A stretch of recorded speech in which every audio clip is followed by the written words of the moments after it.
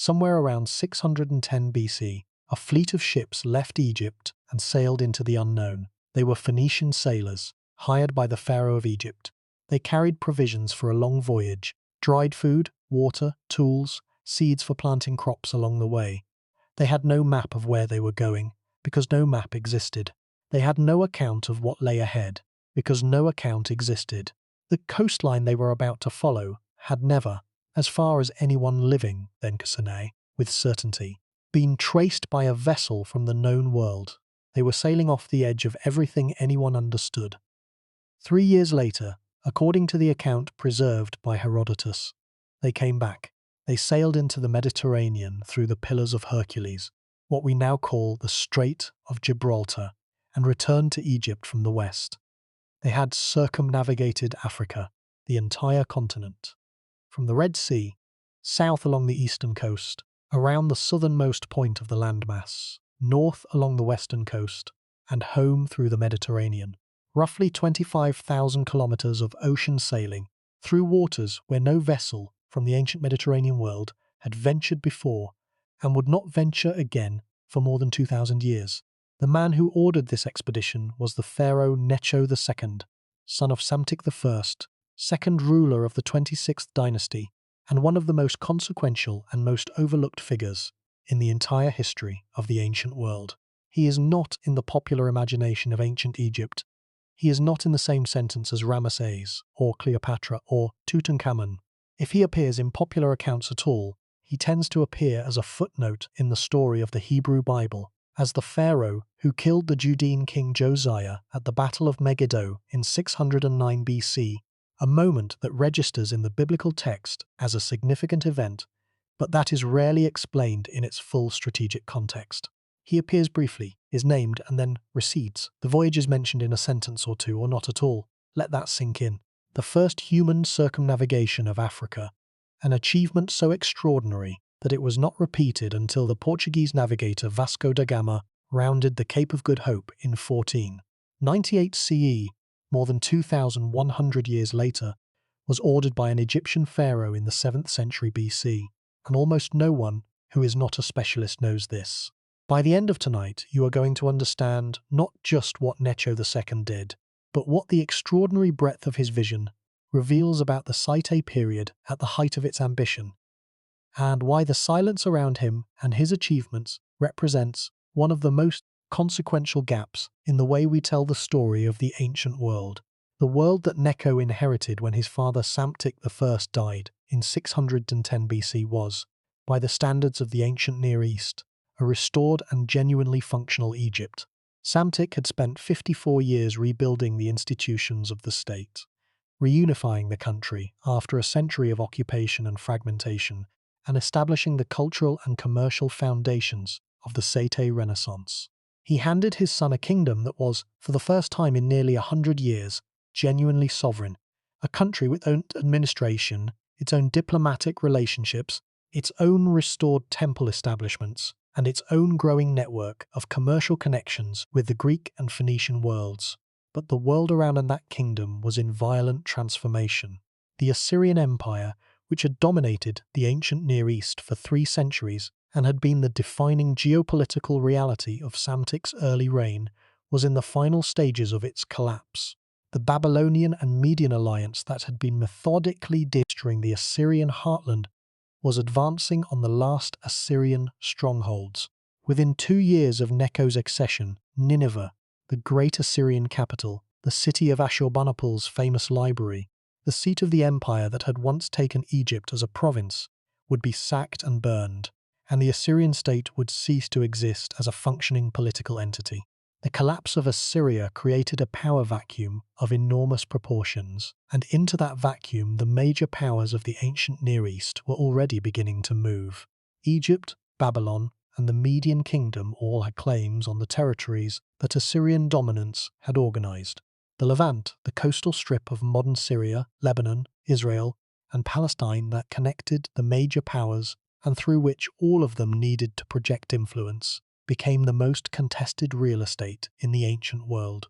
Necho looked at this situation and made a series of decisions that were, in their geopolitical intelligence, breathtaking. He deployed Egyptian armies into the Levant. He engaged directly with the last remnants of Assyrian power, supporting them against Babylon in the hope of using Assyrian weakness to extend Egyptian influence into the northern Levant. He conducted one of the most ambitious canal construction projects in the ancient world. He commissioned the Phoenician circumnavigation of Africa, and he built a Mediterranean war fleet that represented one of the most significant naval innovations in the history of Egyptian military power. He did all of this within a reign of approximately 16 years. The contrast with the popular image of late-period Egypt as a civilization in graceful decline has never been more stark. This was not a pharaoh managing the aftermath of greatness. This was a pharaoh operating at the full stretch of his civilization's capacities, projecting Egyptian power and Egyptian ambition in every direction simultaneously, driven by a vision of Egypt's place in the world that was expansive, outward-looking, and strategically sophisticated in a way that deserves far more sustained attention than it has received. Before we get started, if you find these stories as fascinating as we do, take a second to like the video or subscribe. It is a simple action, but it helps this channel reach more curious minds like yours. Now, let's begin. To understand Necho II, you have to understand the world he was born into, and the world he was born into was, by any reasonable measure, one of the most extraordinary environments for the formation of a strategic mind in the ancient world. He was the son of Psamtik I. He grew up, in other words, inside the living project of Egyptian restoration, watching his father navigate the delicate, perpetually precarious work of consolidating sovereignty over a country that had been occupied for nearly a century. He watched Psamtik manage the Assyrian relationship, extending Egyptian control incrementally without triggering a military response that the nascent state could not withstand. He watched the Greek mercenaries being settled in their delta camps, the temple establishments being cultivated and rewarded for their loyalty, the artists being dispatched to study the Old Kingdom originals. He grew up at the intersection of the oldest civilization on Earth and the most dynamic new forces in the Mediterranean basin, in a court where Phoenician sailors, Ionian Greek merchants, Egyptian priests of 3,000-year-old traditions, and Assyrian imperial administrators all had occasion to appear. This education, informal, environmental, the education of proximity to power and complexity, shaped the man Necho became. He inherited not just a throne but a worldview, an understanding of Egypt's position in the wider ancient world that was simultaneously rooted in the deepest pharaonic traditions and genuinely cosmopolitan in its awareness of what lay beyond the Nile Valley. The Saita period, the dynasty his father had founded, was, at its core, defined by this double orientation. The archaizing cultural program reached back to the oldest available Egyptian past. The commercial and military policy reached outward to the most contemporary forces in the Mediterranean and Near Eastern world.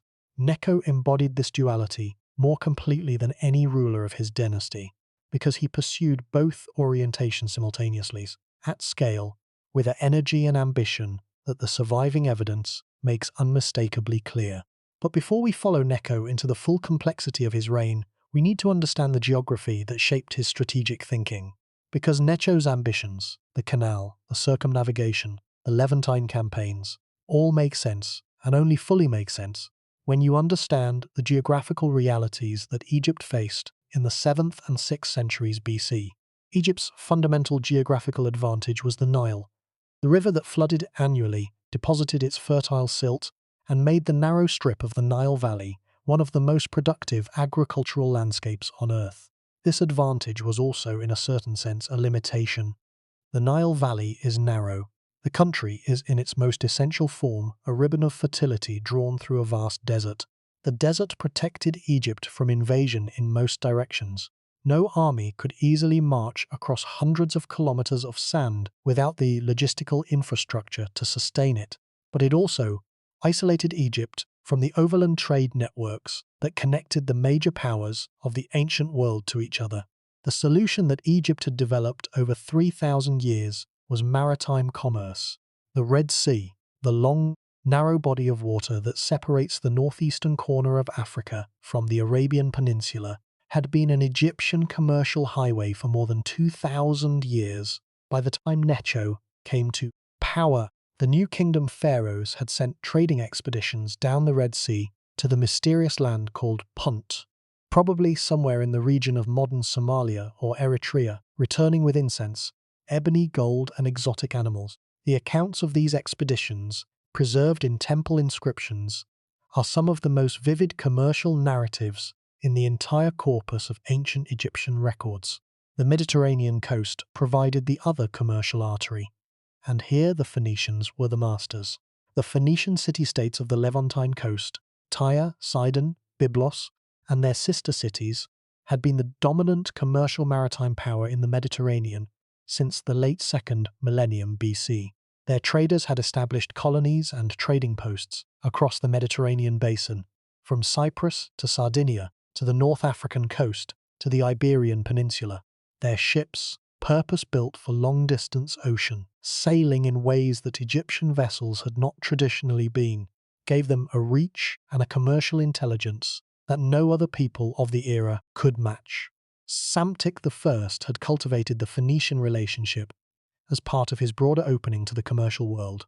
Necho inherited this relationship and took it in a direction that his father had not, as far as the surviving evidence indicates, contemplated. The question that appears to have preoccupied Necho, and here we must be careful because the evidence for his specific thinking is fragmentary and must be inferred from what he did rather than from any direct account of his intentions, was the question of what lay to the south and west of the African continent. The Phoenicians, sailing from the Levantine coast, had established colonies on the North African coast. Carthage, the great Phoenician settlement in modern Tunisia, was already becoming a significant power. They had sailed through the Strait of Gibraltar and established a trading presence on the Atlantic coast of the Iberian Peninsula. They understood, better than any other people of the era, the extent of the navigable coastline of the Mediterranean and the Atlantic shores of Europe and North Africa. But south of the point where the North African coast turns from the Mediterranean and plunges into the Atlantic, south of the region the Greeks called Libya, there was nothing in the geographical knowledge of the ancient Mediterranean world. The continent that we call Africa extended, in all known directions, indefinitely. No one knew how large it was. No one knew whether it could be circumnavigated. No one knew what lay at its southern extremity or on its western coast. This is, from the perspective of the ancient Mediterranean world, one of the great geographical mysteries of the era. The question of whether Africa was a landmass surrounded by water, whether a ship could sail around it, was a genuine intellectual problem, discussed by Greek geographers and presumably by the educated men of other civilizations who had occasion to think about the shape of the world. The Greek thinker Hecataeus of Miletus, working in the late 6th century BC, roughly contemporaneous with the later Sate period, produced one of the earliest systematic accounts of the known world. His work is lost, except for fragments quoted by later authors, but the picture he painted clearly represented Africa as a landmass whose southern extent was unknown. Other Greek thinkers proposed that the world was surrounded by a great ocean, a view that was consistent with the possibility that Africa could be circumnavigated, but that required confirmation that no one had yet been able to provide. Into this intellectual and commercial vacuum, Necho sent his ships. The timing was deliberate. The Phoenicians were the most capable long-distance sailors in the ancient world. The Red Sea route, out of the Egyptian port of Suez, or its ancient equivalent, and down along the African coast, was known as far as the Horn of Africa and perhaps somewhat beyond. The question was what lay further south and eventually west. If Africa could be circumnavigated, the implications for Egyptian commercial power were profound. A sea route connecting the Red Sea to the Mediterranean without the overland portage across the Sinai, or alternatively, a route connecting Egypt to the resources of the African interior and the Atlantic coast that bypassed every other power in the region. Whether Necho's primary motivation was commercial, geographical, or military, whether he was primarily interested in trade routes, in answering a geographical question, or in projecting naval power, is impossible to determine from the surviving evidence. What is clear is that he committed to the project with the resources it required. He provided the Phoenicians with ships suited for ocean sailing and provisions for a multi-year voyage. He told them to follow the African coast, and he waited. The account that Herodotus gives of the circumnavigation is brief, specific, and, in the detail that subsequent scholarship has found most compelling, utterly convincing. He writes that the Phoenicians, sailing from the Red Sea and following the African coast, rounded the southern end of the continent and came back through the Pillars of Hercules to the Mediterranean. And he records, with a skepticism that is characteristic of his method, that the sailors reported something he himself found implausible, that as they sailed around the southern tip of Africa, the sun was on their right, that is, to the north. For Herodotus, writing in the 5th century BC from a Greek perspective, this was puzzling. In the Mediterranean world, the sun is always in the southern part of the sky. The idea that it could be to the north, that there could be a place on Earth where the sun appears northward, was, from his frame of reference, strange enough to record as a doubtful claim. But from a modern geographical perspective, this detail is not doubtful at all. It is exactly what you would observe if you were sailing around the southern tip of Africa, a point that lies well below the Tropic of Capricorn, in the southern hemisphere, where the sun does indeed appear to the north. A person in the 7th century BC inventing this story would have had no reason to include this detail, because the concept of the sun appearing northward was not part of any known ancient cosmology. The detail makes no sense except as an accurate observation, and the accuracy of an observation that only a person who had actually sailed around the southern tip of Africa would make is, to modern geographers and historians, the most powerful argument for the authenticity of the voyage.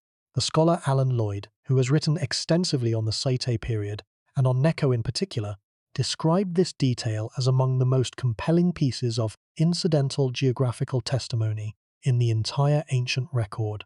He argued that it is virtually impossible to explain as an invention. The detail was included precisely because Herodotus found it implausible, which means a later forger or inventor would have left it out. Its presence in the account, combined with its geographical accuracy, constitutes the strongest possible evidence that someone who had actually made the voyage reported it. Let that sink in. The detail that Herodotus thought was too strange to believe is the detail that proves the story is true. The numbers are striking when you try to map the voyage onto modern geography. The African coastline from the Red Sea port that the Phoenicians would have used, probably in the region of the modern Gulf of Suez, around the Cape of Good Hope and back to Gibraltar, is approximately 25,000 kilometers. At the sailing speeds available to ancient vessels, estimated by maritime historians at between 150 and 200 kilometers per day in favorable conditions, but significantly less in the calmer equatorial waters and unpredictable southern Atlantic. 3 years is a reasonable minimum for such a voyage. Herodotus's account is entirely consistent with what the mathematics of ancient sailing would predict, and during those 3 years, the sailors would have had to stop regularly to plant and harvest crops, as Herodotus specifically mentions they did, because no ship of the era could carry 3 years of provisions. They would have encountered coastlines, peoples, climates, and conditions utterly unlike anything in the Mediterranean world. They would have passed through the waters of the Indian Ocean and the South Atlantic. They would have seen stars that no one from Egypt or Phoenicia had ever seen.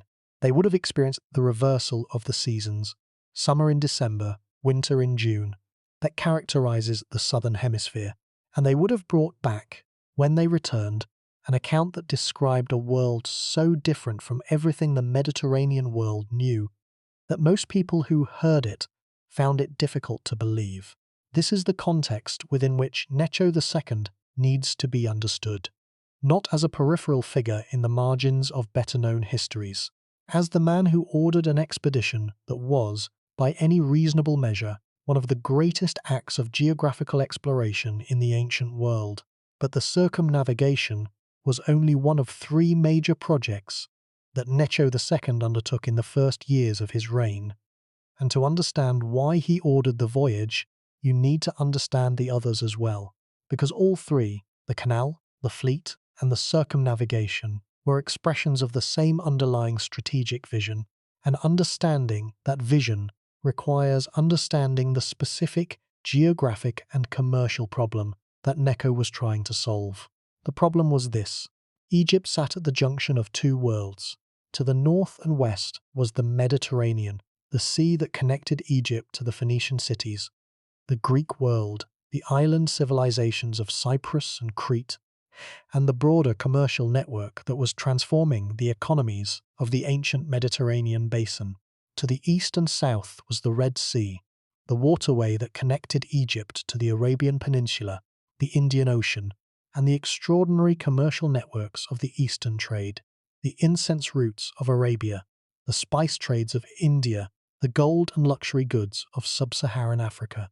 Egypt stood at the hinge between these two worlds, and whoever controlled that hinge controlled access to the most valuable commercial flows in the ancient world. The problem was that there was no direct connection between the two. Between the Mediterranean and the Red Sea lay the Sinai Peninsula, a wedge of desert that separated the two bodies of water by approximately 160 kilometers at its narrowest point.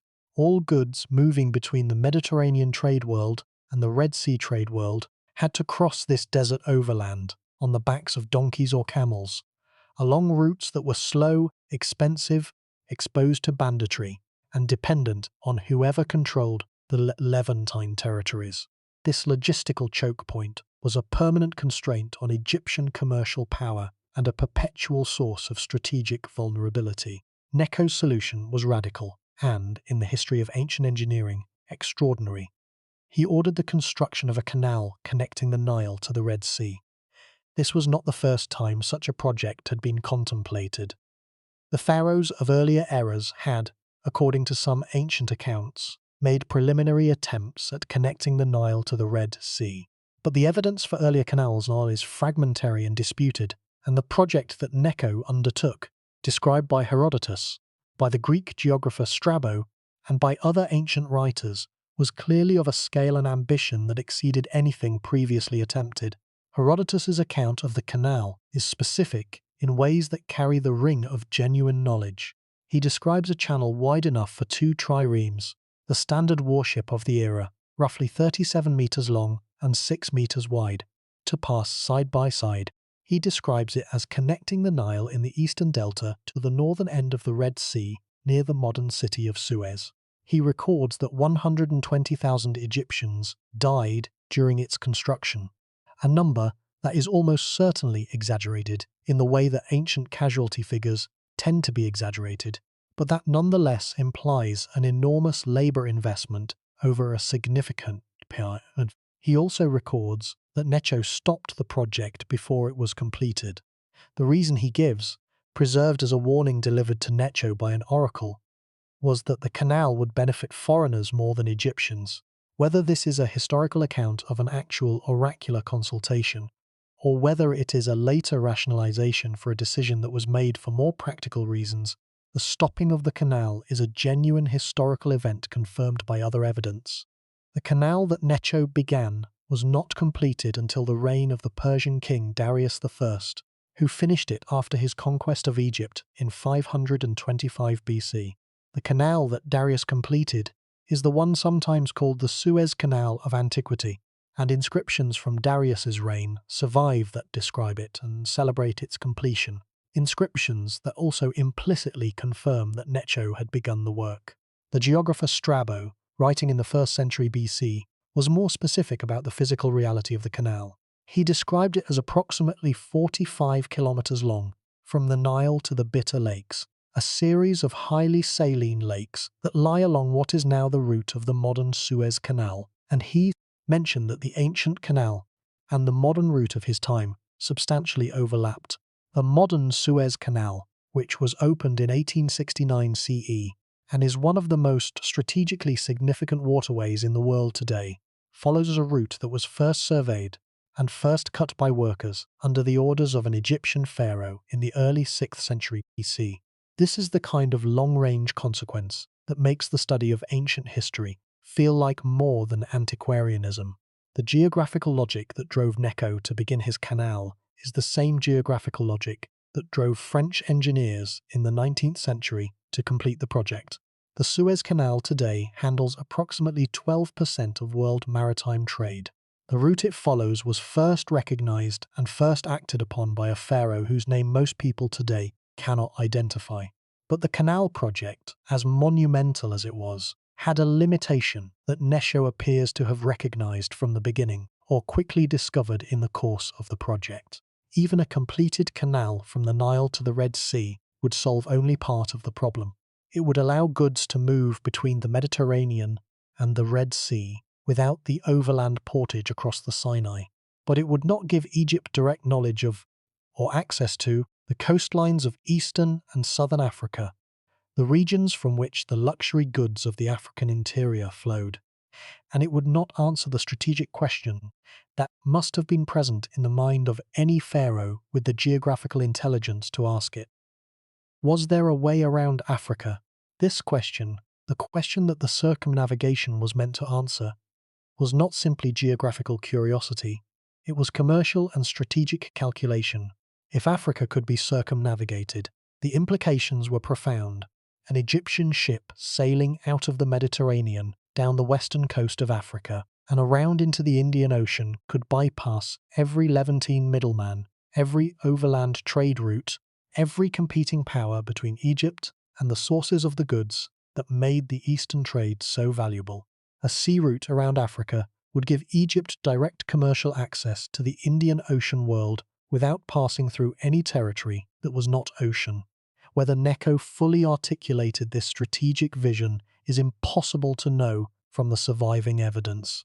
But the combination of the canal project and the circumnavigation, pursued simultaneously in the early years of his reign, suggests a man who was thinking about Egypt's commercial geography in a systematic and expansive way, and who was willing to invest enormous resources in answering the geographical questions that his commercial ambitions required him to answer. The discovery moment for the circumnavigation, in the modern scholarly sense, came not in any single excavation, but in the gradual accumulation of evidence that forced a reassessment of how much the ancient world actually knew.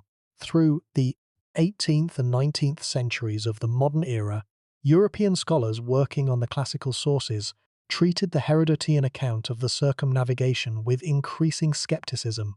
It seemed too extraordinary to be true, too far outside the capabilities they assumed for ancient sailors, too convenient as a story of Egyptian greatness.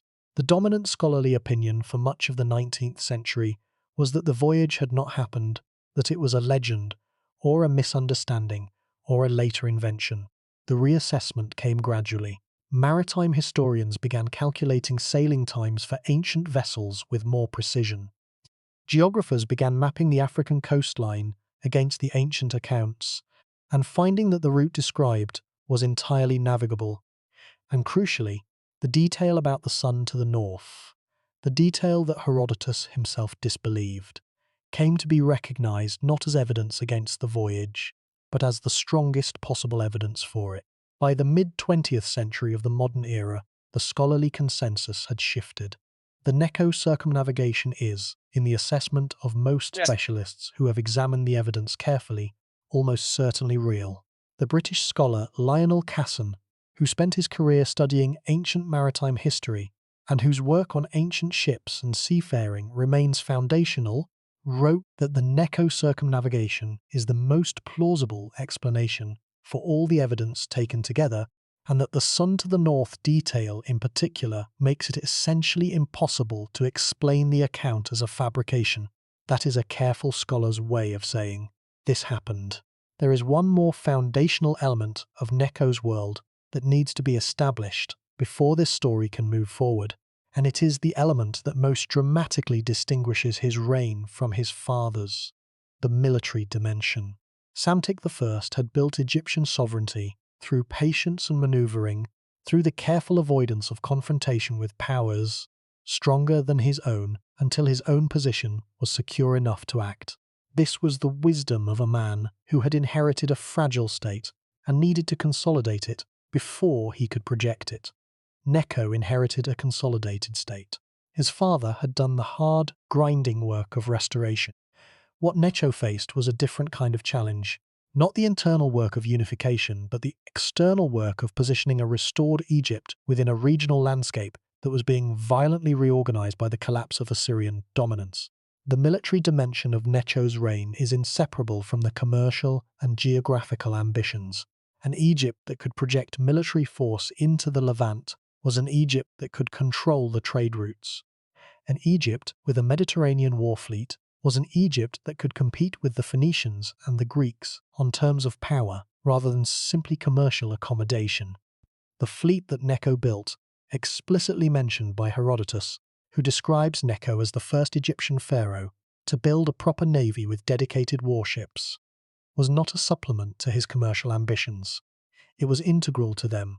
The warships were triremes, the standard naval vessel of the eastern Mediterranean in the 7th and 6th centuries BC, a long, narrow, low vessel powered primarily by oars, designed for speed and ramming rather than for cargo capacity. The trireme was not an Egyptian invention. It was a Phoenician innovation that had been adopted, modified, and refined by the Greek city-states and the other naval powers of the Mediterranean. For Necho to build a fleet of triremes was, in one sense, yet another instance of the Scythe period's characteristic pragmatism: use the best available technology, regardless of its origin. In another sense, it was a statement of intent. A pharaoh who builds warships is a pharaoh who intends to fight at sea. Herodotus records that Necho built 2 fleets of warships, one for the Red Sea and one for the Mediterranean. This division is itself strategically illuminating. A Red Sea fleet would protect and extend Egyptian commercial interests in the Indian Ocean trade.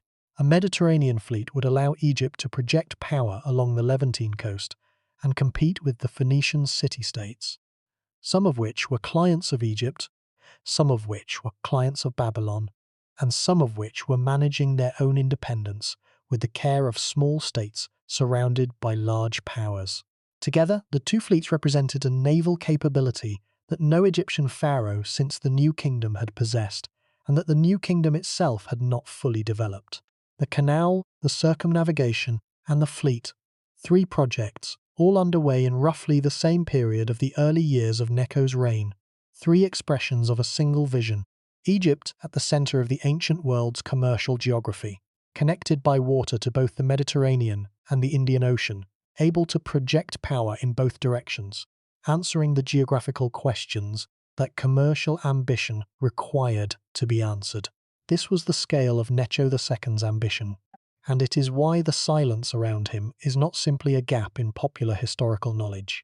It is the suppression of a genuinely transformative chapter in the story of human civilization's relationship to the world it inhabits.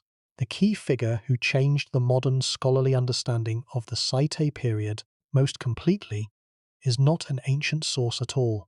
It is the 20th century Egyptologist Alan Lloyd, whose detailed studies of Necho and the 26th dynasty transformed what had been a set of scattered ancient accounts and fragmentary archaeological evidence into a coherent historical argument. Lloyd's patient work, assembling the ancient sources, cross-referencing the Egyptian evidence with the Babylonian Chronicle and the Hebrew Bible and the Greek accounts, analyzing the Canal Project and the Circumnavigation and the Levantine campaigns in their full strategic context, produced the clearest picture of Necho that scholarship currently possesses. What Lloyd found was not a marginal figure but a central one, a pharaoh whose ambitions were, by the standards of any era, extraordinary, and whose actual achievements, the canal begun, the fleet built, the circumnavigation completed, the Levantine campaign fought, the commercial networks extended, were the product of genuine strategic intelligence operating at the full stretch of his civilization's capacities. The picture that Lloyd assembled was, in his own assessment, the picture of one of the most significant rulers of the late period, a man who, had history treated him with the attention he deserves, would be as recognizable as the pharaohs of the New Kingdom, whose monuments still dominate the popular imagination of ancient Egypt.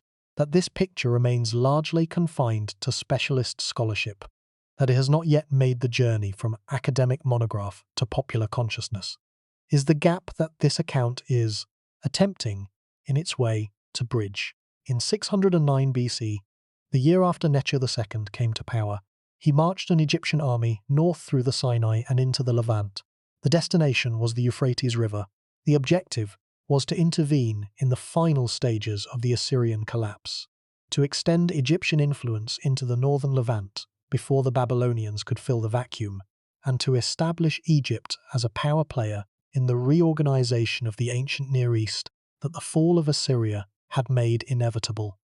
To get to the Euphrates, the Egyptian army had to pass through the narrow coastal plain of what is now northern Israel and Lebanon, the same strip of land that had been a corridor of imperial ambition for 3,000 years, from the campaigns of Thutmose III to the armies of Alexander the Great to the crusading armies of medieval Europe. At a town called Megiddo, a site so strategically important that it had been the location of a decisive Egyptian victory in the 15th century BC, and that would later give its name to the Book of Revelation's Armageddon. The army's path was blocked. The king of Judah, Josiah, marched out to stop the Egyptian advance. The confrontation that followed was brief and decisive. Josiah was killed. The Egyptian army passed through. Necho continued north to the Euphrates. The death of Josiah is one of the most significant events in the Hebrew Bible's historical narrative. Josiah had been one of the most admired kings of Judah, a reforming monarch whose religious policies were deeply intertwined with the theological program of the biblical editors who compiled the historical books of the Hebrew canon. His death at Megiddo is recorded in the second book of Kings as a moment of devastating loss and theological confusion. How could a righteous king die so suddenly in a confrontation he had initiated against a foreign army passing through his territory? The biblical text preserves an urgent, almost bewildered account of the event, followed by a period of national mourning that, the text implies, was unlike anything the Judeans had previously experienced. What the biblical account does not fully explain, and what most popular retellings of the story omit, is the strategic context of Necho's march. He was not invading Judah. He was not interested in Josiah's kingdom. He was moving north to support the last remnants of Assyrian resistance against the Babylonian advance, in a geopolitical calculation that had nothing to do with the small Judean kingdom and everything to do with the balance of power in the northern Levant. When Josiah blocked his path, for reasons that the historical evidence does not fully clarify, though they probably involved both Josiah's political alignment with Babylon against Assyria and the perceived opportunity to strike at a major power passing through his territory, Necho dealt with the obstruction and moved on. The Babylonian Chronicle, a cuneiform record of Babylonian royal history that was excavated from the sites of ancient Mesopotamia in the 19th century of the modern era, and represents one of the most important primary source documents for the history of the period, records the broader context in which Necho's Levantine campaign took place. It describes, year by year, the final destruction of the Assyrian state and the expansion of Babylonian power into the former Assyrian territories. Necho appears in this record as an opponent, an Egyptian king who contested Babylonian control of the northern Levant in a series of engagements that extended across several years. The most important of these engagements was the Battle of Carchemish, fought in 605 BC on the banks of the Euphrates in what is now southern Turkey. The Babylonian army, commanded by the crown prince Nebuchadnezzar, the future Nebuchadnezzar II, who would later destroy Jerusalem and carried the Judean population into the Babylonian captivity recorded in the Hebrew Bible, confronted and decisively defeated the Egyptian and Assyrian coalition. The Babylonian Chronicles account of the battle is one of the most vivid ancient descriptions of a military engagement outside Egypt. It describes the complete destruction of the Egyptian and Assyrian forces, a pursuit in which the survivors were hunted down and killed, and the establishment of Babylonian dominance over the entire Levantine region. Carchemish was a strategic catastrophe for Egypt, everything that Necho had been attempting to build in the northern Levant. The client relationships, the commercial control of the trade routes, the establishment of Egyptian garrisons in key cities was swept away in a single campaign season. the Levant passed into Babylonian control. The small kingdoms that had been navigating the transition between Assyrian and post-Assyrian power, Judah, Israel, the Phoenician cities, now faced Babylonian overlordship instead of Egyptian. And here is what makes this truly important, and what most accounts of the period either miss or understate. Carchemish did not destroy Necho. It did not even end his Levantine ambitions in a permanent sense. Within a year of Carchemish, the Babylonian advance had been checked at the Egyptian border in a confrontation that Nebuchadnezzar, despite his victory at Carchemish, chose not to press.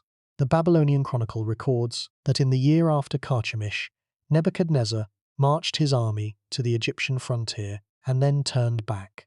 The reason the Chronicle gives is that Nebuchadnezzar received news of his father's death and had to return to Babylon to secure his succession. But the fact that he turned back from the Egyptian frontier, the fact that Egypt itself was not invaded, is significant. Necho's Egypt remained unconquered. The Levantine sphere of influence was lost, but the homeland was intact, and it gets more complex. The Babylonian Chronicles records for the years following Carchemish show a persistent, recurring pattern. Babylonian armies march west into the Levant, extract tribute, deport populations, and then withdraw. They do not garrison the territory in the way the Assyrians had garrisoned it. Nebuchadnezzar's Babylonian Empire was a different kind of imperial power from Assyria, more interested in tribute than in direct administration, more willing to work through local client rulers than to staff its own provincial bureaucracy across the entire former Assyrian territory. And Egypt, the strongest remaining power in the region after Babylon itself, was never absorbed. It remained beyond the reach of Babylonian direct control for the entire duration of the Neo-Babylonian Empire. This means that Necho's strategic situation after Carchemish, while clearly diminished from what he had hoped to achieve, was not catastrophic. Egypt was secure. The commercial networks of the Delta were intact. The canal project continued. The fleet existed. The circumnavigation had been completed or was near completion. The defeat at Carchemish was a significant strategic setback, but it was a setback absorbed by a state that was substantially more resilient than the Babylonians may have expected. But here's the problem, and it gets worse. The problem is not military. The problem is epistemic, a problem about knowledge, about what is known and what is not, about what the surviving record allows us to reconstruct and what it permanently obscures. The canal project is the clearest example of this epistemic problem. We know that Necho began the canal. We know that Darius I completed it.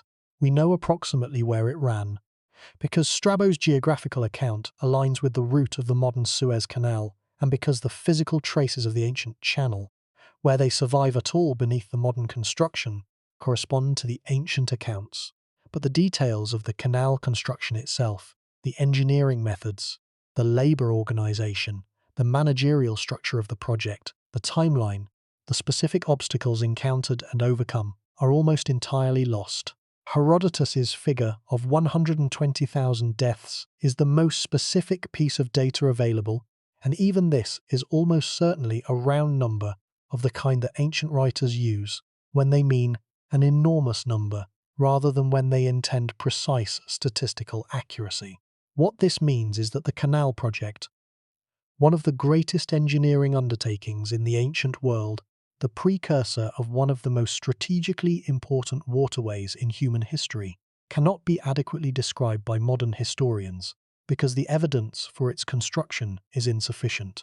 The project is visible in outline only. Its human reality, the tens of thousands of labourers who dug the channel in the Egyptian heat, the engineers who managed the course of the work, the administrative officials who organised the logistics, the communities along the route who were displaced or reshaped by the project, is almost entirely invisible. The circumnavigation presents a different but equally serious epistemic problem. We have Herodotus's account, and we have the compelling detail about the sun to the north. What we do not have is any Egyptian primary source for the voyage. No inscription records it from the Egyptian side. No Phoenician account survives. The papyri from the site period, which have provided such valuable material for the administrative and legal history of the 26th dynasty, contain no direct reference to circumnavigation. The voyage exists in the surviving evidence only in the account that Herodotus wrote more than a century after it occurred, based on sources he does not identify, and a tradition that he himself regarded with partial skepticism. This evidential situation is maddening, because the implications of the voyage, if it happened, as the scholarly consensus now mostly accepts that it did, are so significant. A Phoenician crew sailing around Africa at the order of an Egyptian pharaoh in the early 6th century BC would have accumulated geographical knowledge of a scope and detail that had no parallel in the ancient world. The coastlines of Eastern Africa, Southern Africa, and Western Africa from the Cape northward to the Sahara, all of this would have been, at least in outline, known to the Egyptian court. Some of this knowledge may have been encoded in the geographical understanding that Egyptian scholars carried into the Ptolemaic period, and that eventually influenced the cartography of Claudius. Ptolemy, the 2nd century CE geographer whose world map shaped European geographical knowledge for more than 1,000 years. But we cannot trace this chain of influence with the kind of documentary precision that historians prefer. We can suggest it. We can argue for it on the basis of probabilities and circumstantial alignment. What we cannot do is prove it from primary sources, because the primary sources are missing. The missing evidence is itself a story, the story of what was lost when the Seti period ended, and the long sequence of conquests began that eventually transformed the administrative and archival practices of the Nile Valley. The Persian conquest of 525 BC did not immediately destroy Egyptian records, but it began a process of institutional disruption that, over the following centuries, resulted in the loss of a great deal of what the Egyptian state had accumulated. The specific knowledge produced by Necho's projects, the geographical data of the circumnavigation, the engineering records of the canal, the administrative files of a 16-year reign, was almost certainly archived somewhere in the Delta administrative centers. Sais, the Sate capital, presumably held the most important records of the dynasty, and Sais is buried. The site lies beneath the modern town of Sai el-Hagar, inaccessible to systematic excavation.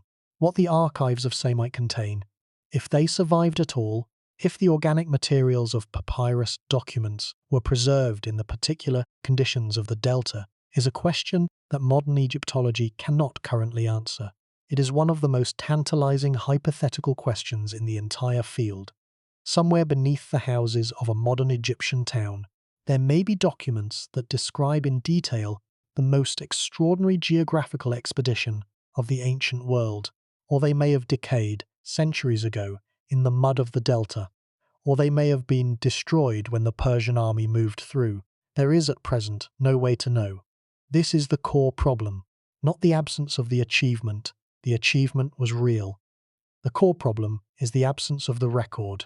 The circumnavigation happened, the canal was begun, the fleet was built, the Levantine campaign was fought, but the detailed documentation of how all of this was planned, executed, and experienced is gone, a victim of the same process of institutional disruption and physical loss that has cost us so much of the Sete period's history.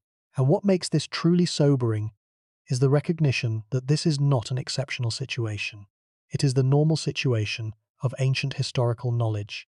For every major achievement of the ancient world for which we have rich documentation, the campaigns of Thutmose III, the building of the Parthenon, the conquests of Alexander, there are dozens of achievements equally significant, equally real, for which the documentation has not survived and for which we are left, like archaeologists, working at a site where most of the material has been removed, constructing the shape of what was there from the traces that remain. Necho II is one of the clearest examples of this situation. The traces that remain are enough to see in outline the shape of an extraordinary reign. They are not enough to fill in the details that would allow us to understand it fully. And the gap between the outline and the full picture is, in this case, the gap between a footnote in popular history and the recognition that this man deserves. There is a specific moment in the surviving evidence for Necho's reign that crystallizes the epistemic problem with particular clarity, and it comes not from the Egyptian record or the Greek account, but from an unexpected source, the Hebrew prophetic literature. The prophet Jeremiah, the Judean prophet whose writings are preserved in the biblical book that bears his name, and who was active in Jerusalem during precisely the period of Necho's reign, describes the aftermath of the Battle of Carchemish in terms that are both theologically charged and historically revealing. In a passage addressed to the army of Egypt, Jeremiah speaks in a prophetic voice, describing the Egyptian forces as rising like the Nile in flood, powerful and unstoppable, and then, suddenly, catastrophically, turned back.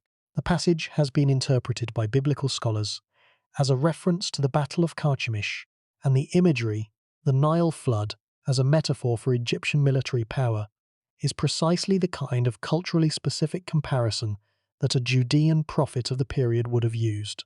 What the Jeremiah passage reveals, beyond its prophetic content, is that the confrontation between Egypt and Babylon in the Levant was significant enough to register in the consciousness of the small kingdoms caught between them. Judah was not simply an observer of the Egyptian-Babylonian rivalry.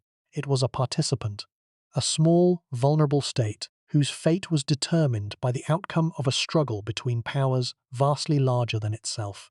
Josiah's death at Megiddo, the subsequent deportation of his successor by Necho, the later destruction of Jerusalem by Nebuchadnezzar, all of these were consequences of the same geopolitical reorganization that Necho was attempting to manage from the Egyptian side. The deportation of Josiah's successor is a detail that deserves more attention than it typically receives.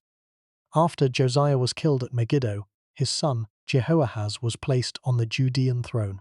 Necho, returning from the north, removed Jehoahaz after a reign of approximately 3 months and replaced him with his brother Jehoiakim, who was more acceptable to Egyptian interests. Jehoahaz was taken to Egypt, where he died. This episode is recorded in the second book of Kings and in the second book of Chronicles, and it illustrates something important about how Necho actually operated in the Levant, not as an occupying conqueror imposing direct administration, but as a hegemonic power managing client relationships through selective intervention. He did not annex Judah. He installed a king who would be cooperative, extracted tribute, and moved on. The method was recognizably sate in its pragmatism, the minimum necessary application of power to achieve the desired political outcome. This approach to Levantine management was fundamentally similar to the approach that his father Psamtik I had used to reunify Egypt: apply force where necessary, but prefer political solutions. Manage through client relationships rather than direct administration. Use the minimum necessary resources to achieve the desired outcome, preserving capacity for other objectives. Necho had learned from his father well, but the approach had a structural limitation that Carchemish exposed. It only worked as long as there was no more powerful actor willing to override the client relationships. When Nebuchadnezzar arrived with an army capable of destroying the Egyptian and Assyrian coalition at Carchemish, and then pursuing the survivors, the network of Levantine client states that Egypt had been managing was swept away almost overnight. The political architecture of Egyptian Levantine hegemony, built through decades of careful cultivation, was not robust enough to survive a decisive military defeat. The aftermath of Carchemish in the Levant was swift and catastrophic for the region. Nebuchadnezzar moved through the Levantine cities, extracting tribute and establishing Babylonian authority. Jerusalem was besieged and eventually destroyed. The Phoenician cities submitted. The small kingdoms that had been managing their independence between Egyptian and Assyrian influence for generations now faced a new overlord with different characteristics from the ones they had known before. And Necho, the man who had initiated the Egyptian engagement in the Levant, who had killed Josiah, deported Jehoahaz, and marched to the Euphrates, died in approximately 595 BC, in the 16th year of his reign, before any of the consequences of Carchemish had fully resolved. He left the strategic problems he had created to his successors. He did not live to see the destruction of Jerusalem, which would occur under his successor Apries. He did not live to see Babylon's eventual decline and the Persian conquest. He died as a pharaoh who had attempted much, achieved much, and been stopped decisively at Carchemish before his most ambitious Levantine objectives could be realized. The reign of Necho II, seen whole, is a story of extraordinary ambition operating against extraordinary external constraint. He attempted more than any pharaoh since the New Kingdom in terms of projecting Egyptian power beyond the Nile Valley. He succeeded in the commercial and geographical dimensions of his ambition. The canal begun, the fleet built, the circumnavigation completed. He was stopped in the military-political dimension, at Carchemish, by a Babylonian military commander who would prove to be one of the most formidable rulers of the ancient Near East. But here's what makes this truly terrifying, in the proper sense of that word, the sense in which a recognition forces a change in how you understand something. The defeat at Carchemish has defined how history remembers Necho II, to the limited extent that history remembers him at all. He appears in the standard accounts as the pharaoh who died at Megiddo, that is, as the pharaoh who killed Josiah, which is how the Hebrew Bible frames his most memorable act, and as the pharaoh whose army was destroyed at Carchemish. Two catastrophic moments, two losses, and the context that would make both of these events comprehensible as parts of a larger strategic vision. The canal, the circumnavigation, the fleet, the attempt to position Egypt as a commercial and military power at the center of the ancient world's geography. That context is almost entirely absent from the popular understanding. This is what happens when history is written from multiple directions by sources with incompatible agendas. The Hebrew Bible records Necho as a foreign king whose actions caused significant suffering to the people of Judah. Herodotus records him as a pharaoh who attempted a canal and ordered a circumnavigation, details interesting to a Greek geographer, but not central to any larger narrative that Herodotus was telling. The Babylonian Chronicle records him as an opponent who was defeated. None of these sources was writing the story of Necho. They were writing their own stories, in which Necho appears as a supporting character, sometimes a villain, sometimes an interesting footnote, but never as the protagonist of his own account. The protagonist's story is the one that has been lost. The Egyptian sources that would have told it, the royal annals, the administrative records, the commemorative inscriptions, are gone. Cyrus is buried. The papyri, if any survived, have not yet been found. What remains is the silhouette, a man visible only through the accounts of people who were not particularly interested in understanding him on his own terms. The scholarly work of reconstructing the full picture from this silhouette has been done by Lloyd and others, but it has not yet moved from scholarship into the public consciousness in the way that the achievements of better documented pharaohs have. The gap between what specialists know and what general audiences know is, in this case, one of the widest in the entire history of Egyptology. Narrowing that gap is the purpose of this account, because the story of Necho II is not a marginal story. It is a story about one of the most extraordinary acts of geographical exploration in the ancient world, ordered by a pharaoh whose ambition stretched beyond the horizon of everything his civilization had previously attempted, in the service of a commercial and strategic vision that was, by any reasonable standard, ahead of its time. 2,100 years ahead, to be precise. That is how long it was between Necho's circumnavigation and the next confirmed rounding of the Cape of Good Hope by Vasco da Gama in 1498 CE. 2,100 years during which the knowledge that the Phoenician sailors brought back, if it was recorded, if it survived the Persian conquest, if it was transmitted in any form to later geographical traditions, quietly shaped, in ways impossible to fully trace, the understanding of the world that eventually led European navigators to attempt the same voyage again. This is not science fiction. This is what the evidence, carefully read, suggests is possible. And the possibility alone is worth sitting with. The question of what happened to the geographical knowledge accumulated during the circumnavigation is one of the most haunting in the entire history of ancient science. Not because the answer is clear, but because the answer is entirely unclear, and the implications of different possible answers are so wildly different that the uncertainty itself becomes the most important fact. Possibility 1. The knowledge was recorded, archived at Sais, and lost when the Persian conquest disrupted the administrative structures of the state. Under this scenario, the circumnavigation produced a detailed geographical account that was used by Necho's court but never transmitted beyond it. The sailors' knowledge died with the archive. Possibility 2. The knowledge was recorded and did survive in some form, transmitted through the Ptolemaic period into the great library tradition of Alexandria.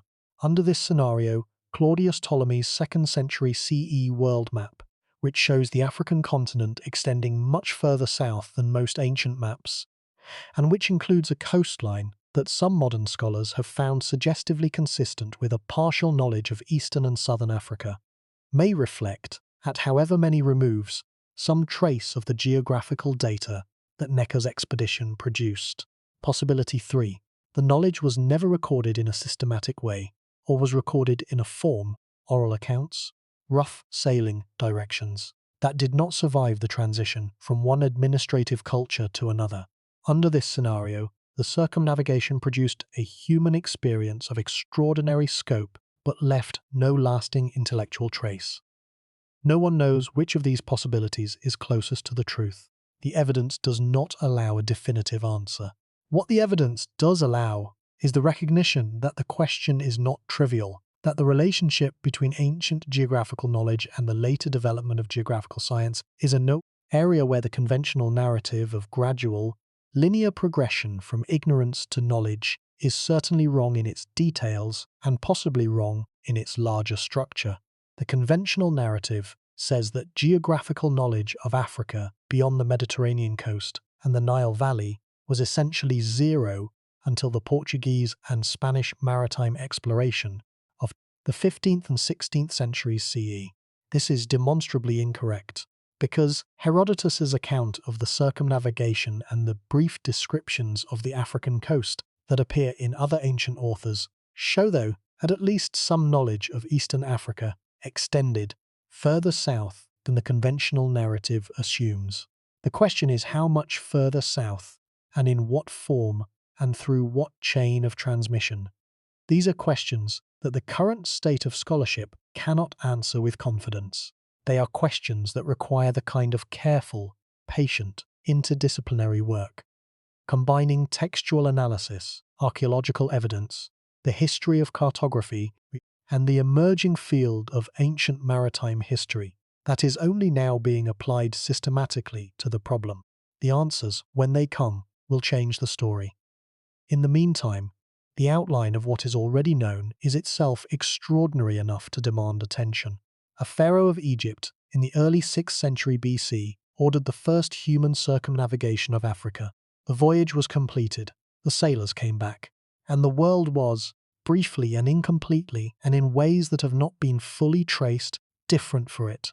The silence that surrounds this fact, the near total absence of Necho II from popular historical consciousness, is a function of the same forces that have obscured the entire Sita period. The dominance of Greek and Roman perspectives in the transmission of ancient history, the narrative framework of Egyptian decline that leaves no room for Sete Renaissance, the inaccessibility of the primary sites, and the dispersal of the relevant evidence across multiple scholarly traditions that rarely speak to each other with sufficient clarity. Each of these forces is real, and each reinforces the others. The Greek sources frame the story from a Greek perspective, in which Necho is interesting primarily for what he did in relation to the Greek world. The canal, the fleet, the circumnavigation as a geographical curiosity, rather than for what he was attempting to do for Egypt. The Babylonian sources frame the story from a Babylonian perspective, in which Necho is an opponent who was defeated. The Hebrew sources frame the story from a Judean perspective, in which Necho is a foreign king whose actions caused suffering. Not one of these perspectives is adequate to the whole story.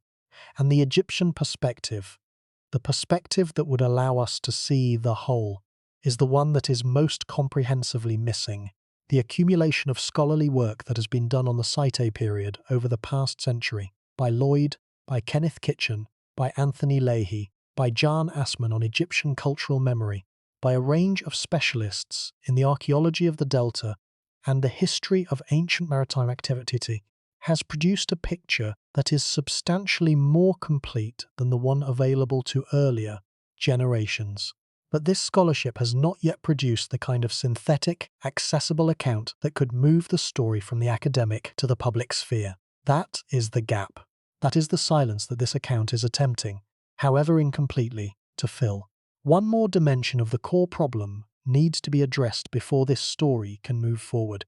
The question of what the circumnavigation meant within the Egyptian religious and cultural framework that Necho inhabited.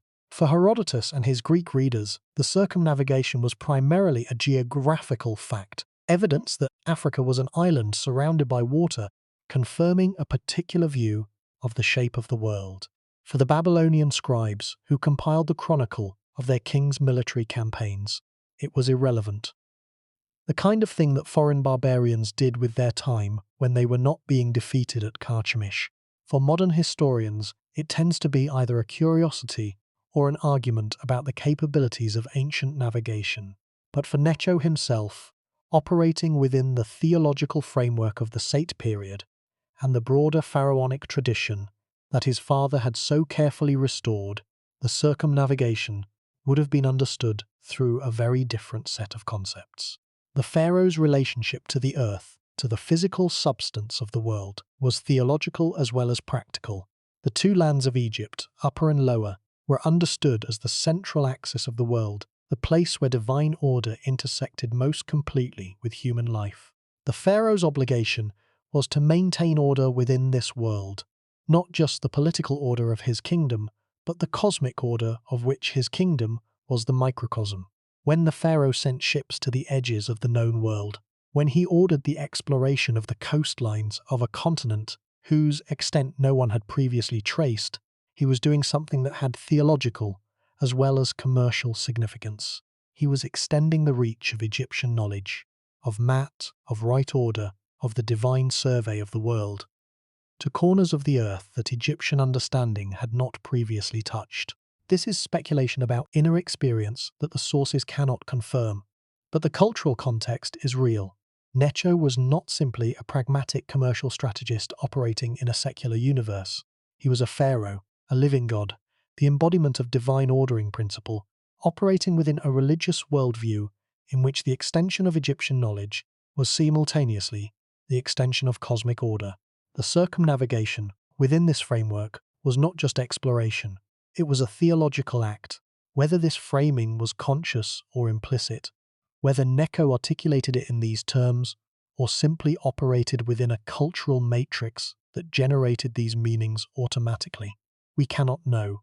But the framework is real, and ignoring it produces a flattened understanding of what the voyage meant to the civilization that ordered it. Chapter 1. The sailors who went first. Put yourself on the deck of a Phoenician ship leaving the Red Sea port of Egypt sometime around 610 BC. You know how to sail. You have been sailing since you were a child, along the Levantine coast, through the Mediterranean, past the Pillars of Hercules, and down the Atlantic coast to the tin trading ports of the Iberian Peninsula. You understand tides and winds and the behavior of the sea in the seasons you have sailed through. You have a ship that was built for the Mediterranean and the coastal Atlantic, clinker-built, designed for the conditions of those waters. You have provisions, you have tools, you have fellow sailors who know their work. What you do not have is any idea what lies ahead. To the south, the African coast stretches away into regions that no sailor from the Mediterranean world has charted. The Egyptians know the eastern coast of Africa as far as the Horn, the land of Punt, the source of incense and gold and exotic goods that Egyptian trading expeditions had been visiting since the 2nd millennium BC. Some sailors from the Indian Ocean world, Arab traders, perhaps Indian merchants from the Indus region, may have ventured further south along the eastern African coast. But their knowledge was not the Phoenicians' knowledge, and whatever accounts existed of the coast beyond Punt were vague and probably not accessible to sailors as embarking from an Egyptian Red Sea port. So you sail south. You follow the coast, as any prudent ancient navigator would do, keeping land in sight, taking the coast as your reference point, anchoring in sheltered bays when the weather is uncertain, going ashore when you need water or food, or a day of rest after difficult sailing. The seasons matter enormously to this kind of coastal navigation. You are following the African coast in a direction That means the prevailing winds and currents are sometimes in your favor and sometimes against you. The mathematics of the voyage, the relationship between your average speed, the prevailing conditions, and the length of the coast you need to traverse, tells modern maritime historians that 3 years is a reasonable minimum for the complete circuit. Herodotus's account specifies that the sailors stopped during autumn, the Egyptian autumn, which corresponds to the northern hemisphere's harvest season, and planted grain along the coast, harvesting it the following spring before continuing. This detail is enormously important for understanding the logistics of the voyage. A ship of the era could not carry 3 years of provisions. The sailors were not provisioned for the full voyage from the beginning. They were living off the land, or rather, farming land along the route, using the agricultural knowledge that any Egyptian or Phoenician sailor of the era would have carried to produce the grain they needed to continue. This means the voyage was, in a sense, a slow migration rather than a single sustained push. The sailors were not racing around Africa in the way that Vasco da Gama, with his larger ships and better provisioning and knowledge of the Atlantic winds, was able to race around it in the 15th century CE. They were proceeding carefully, at a pace determined by the seasons and the necessity of food production, following the coast, and stopping for extended periods to farm. Their knowledge of the coastline they were accumulating was detailed and hard-won, not the glancing knowledge of a ship that passes and moves on, but the knowledge that comes from months of living along a coast, learning its currents and anchorages and weather patterns. This is one of the reasons the voyage took 3 years. It is also one of the reasons the knowledge it produced may have been particularly rich. If the sailors kept any records, and Phoenician merchants were literate, keeping commercial accounts and correspondence in the alphabetic script that was the Phoenician contribution to world civilization, the geographical intelligence they accumulated would have been detailed and practical, actual sailing directions, actual descriptions of coastlines and currents and harbours, actual observations of the peoples they encountered and the resources available along the route. Whether any such records survived is, as we have already established, unknown. But the thought of them, detailed Phoenician sailing directions for the coast of eastern Africa, southern Africa, the Cape, the western coast of Africa, the Saharan coast, and the approach to the Strait of Gibraltar, is almost unbearably tantalizing. What the sailors encountered as they moved south along the eastern African coast would have been a sequence of environments, unlike anything in the Mediterranean world. The Red Sea coast gives way, past the Horn of Africa, to the Somali coast, a harsh, arid shore with limited water and few natural harbours. Further south, the coast of what is now Kenya and Tanzania becomes gradually more hospitable. Bays, river mouths, stretches of monsoon forest. The monsoon system of the Western Indian Ocean, the predictable, seasonal reversal of winds that has been the backbone of Indian Ocean trade for millennia, would have shaped their sailing conditions. Fundamentally, once they were far enough south, the monsoon's behaviour is predictable and powerful, and ancient sailors familiar with it could use it to make good speed. Those unfamiliar with it could be caught in conditions they had not anticipated. Eventually, they would have rounded what is now the Mozambican coast, the coast of modern South Africa, and then the Cape itself, the southernmost point of Africa, where the Atlantic and Indian Oceans meet in a convergence of currents and winds that can be ferocious or calm depending on the season. The Cape of Good Hope is not technically the southernmost point of Africa. Cape Agulhas, slightly further east, holds that distinction, but both are formidable sailing challenges, and the Phoenician sailors approaching from the east would have been in waters completely unlike anything in the Mediterranean basin. And here is where the sun moved to the north. If you have sailed your entire life in the Mediterranean, the sun is always in the southern half of the sky. You navigate by it, you orient yourself by it, you use its position to confirm your direction. The south-facing sun is as fundamental to Mediterranean seamanship as the existence of the stars. And then, below a certain latitude, the sun is not in the south. The sun is overhead. And then, further south still, in the deep southern hemisphere, it is in the north. This is not a subtle shift. It is a complete inversion of one of the fundamental orienting facts of the world, as a Mediterranean sailor knows it.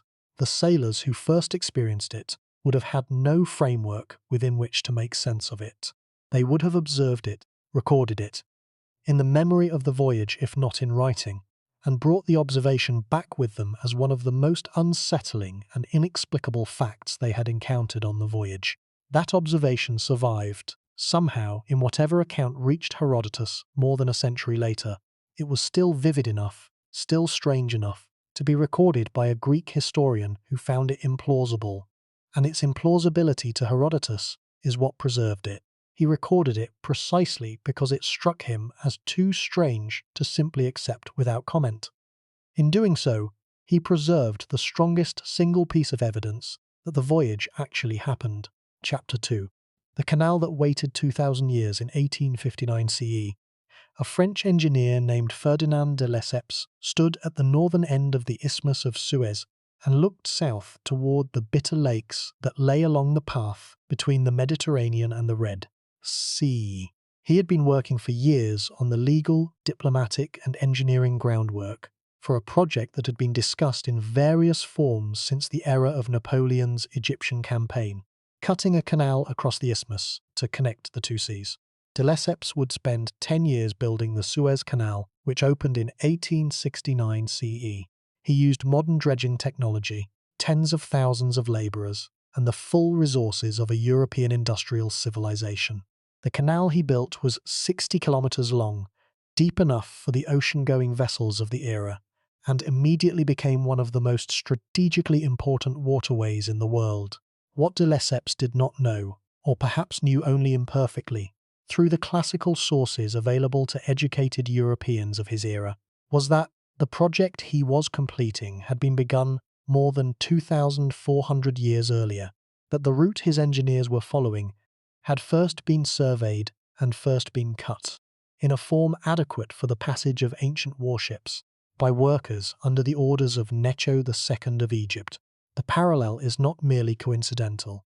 The geographical logic that drove de Lesseps to spend 10 years fighting Egyptian, Turkish, and British resistance to build his canal is exactly the same geographical logic that drove Necho to begin the project in the early 6th century BC. The isthmus is the same isthmus. The two seas are the same two seas. The commercial advantage of connecting them is the same advantage.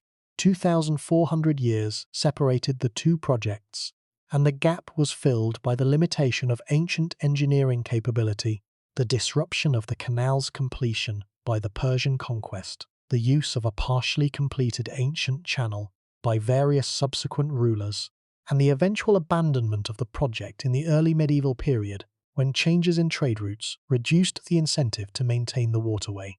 The ancient canal, sometimes called the Canal of the Pharaohs, was not simply abandoned after Necho's death. Darius I, the Persian king, who conquered Egypt in 525 BC, completed the project that Necho had begun. His completion of the canal is attested by a remarkable series of inscriptions, stone stelae carved in multiple languages including Egyptian hieroglyphs, Babylonian cuneiform, and the Old Persian script, that were erected along the canal's route and that survive, damaged but legible, in museum collections in Cairo and elsewhere.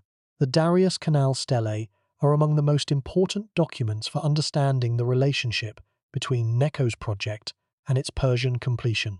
One of the most significant passages in the Darius inscription, translated from the Egyptian hieroglyphic version, reads essentially, "I ordered this canal dug from the river Nile, which flows in Egypt, to the sea that comes from Persia. This canal was dug as I commanded, and ships passed from Egypt to Persia as was my wish."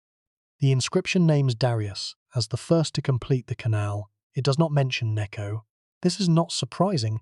Persian royal inscriptions were not in the habit of giving credit to their predecessors, but it does mean that the primary documentary evidence for Necho's role in the canal comes from Greek sources rather than from the Egyptian or Persian records.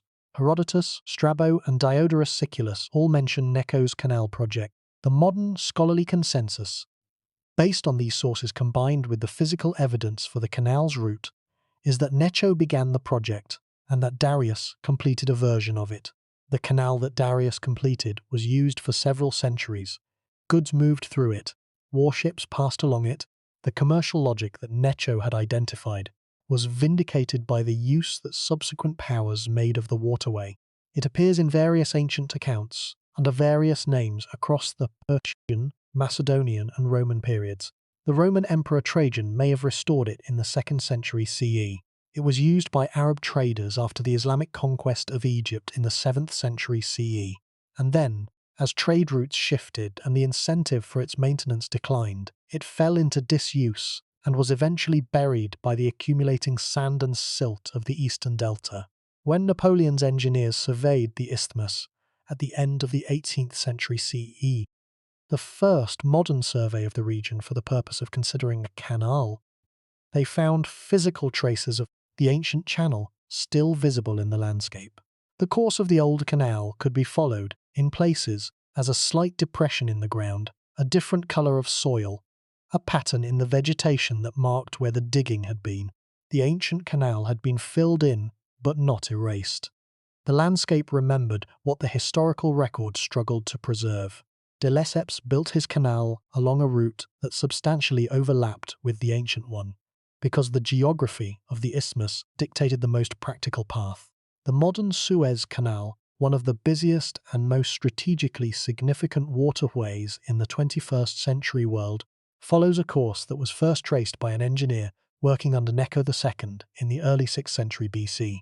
When container ships pass through the Suez Canal today, and they pass through in enormous numbers, carrying more than 12% of global maritime trade, they are following a route that a pharaoh identified as strategically critical 2,500 years ago. The math is striking. The Suez Canal today generates billions of dollars in revenue annually for Egypt. The commercial logic of the connection between the Mediterranean and the Red Sea, which Necho identified and began to act on, has proven to be exactly as valuable as a geographically intelligent pharaoh could have understood it would be.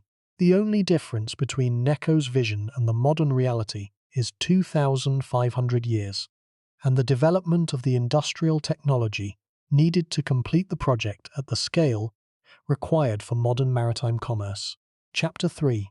The fleet that Egypt had never built before Herodotus records that Necho II was the first Egyptian pharaoh to build a proper navy, a fleet of warships specifically designed for fighting at sea rather than for the river and coastal transport that Egyptian vessels had traditionally served. This claim requires some qualification. The New Kingdom pharaohs had certainly used ships in military operations, and the naval encounter of Ramesses III against the Sea Peoples in the early 12th centuries BC, depicted in celebrated reliefs at the Temple of Medinet Habu at Thebes, represents a genuine ancient naval battle of considerable scale. But Herodotus's point is well taken in the specific sense that Necho built a Mediterranean fleet of triremes, purpose-built warships of the most advanced design of the era, on a scale that no previous Egyptian ruler had attempted. The trireme was the defining naval weapon of the classical Mediterranean. Long, narrow, and low, propelled by 170 oarsmen arranged in 3 banks, capable of speeds approaching 12 or 13 kilometers per hour in short bursts, the trireme was designed to destroy enemy ships by ramming them below the waterline with a heavy bronze-sheathed ram at the bow. Fighting in a trireme was not a matter of soldiers exchanging blows at close range, as land battles were. It was a matter of skilled maneuvering, approaching an enemy ship at the right angle, breaking through its line of oars to disable it, and then turning for the killing blow. The trireme was a weapons platform that required a crew of extraordinary skill and discipline, trained specifically for naval warfare rather than simply transported on water for land fighting. The decision to build a Mediterranean fleet of triremes was, in itself, a statement of strategic ambition. An Egyptian ruler who could project naval power into the eastern Mediterranean could, at least in theory, contest Phoenician commercial dominance of the sea lanes, protect Egyptian merchant ships from piracy, intervene in the affairs of the Levantine coastal cities from the sea, and prevent any hostile power from using the sea as a route of invasion. The combination of Necho's Mediterranean fleet with his Levantine campaigns on land represented an attempt to establish Egyptian hegemony over the entire eastern Mediterranean basin, sea and land. Simultaneously, of a kind that no pharaoh since the height of the New Kingdom had attempted. The Red Sea fleet that Herodotus also mentions served a different but equally strategic purpose. With warships on the Red Sea, Egypt could protect its commercial interests in the Indian Ocean trade, escort the merchant vessels that moved goods between the Arabian Peninsula and the Egyptian ports, and project at least symbolic power toward the ancient kingdoms of Arabia and the Horn of Africa that had been in the Egyptian commercial orbit since the era of the Punt expeditions. The two-fleet strategy, Mediterranean and Red Sea simultaneously, was an expression of the same ambition that had driven the Canal project and the Circumnavigation. Necho was not managing Egypt's existing interests. He was attempting to expand them fundamentally, in every direction. The archaeological evidence for Necho's fleet is, like most of the physical evidence for the Seti period, frustratingly limited. No trireme from the Seti period has been found. The construction of ancient warships was done in perishable materials, wood, rope, leather, that do not survive in the archaeological record under ordinary conditions. The closest modern scholars have come to a physical understanding of the trireme is the experimental archaeology project that produced a full-scale reconstruction of a classical Greek trireme called the Olympias in the 1980s of the modern era.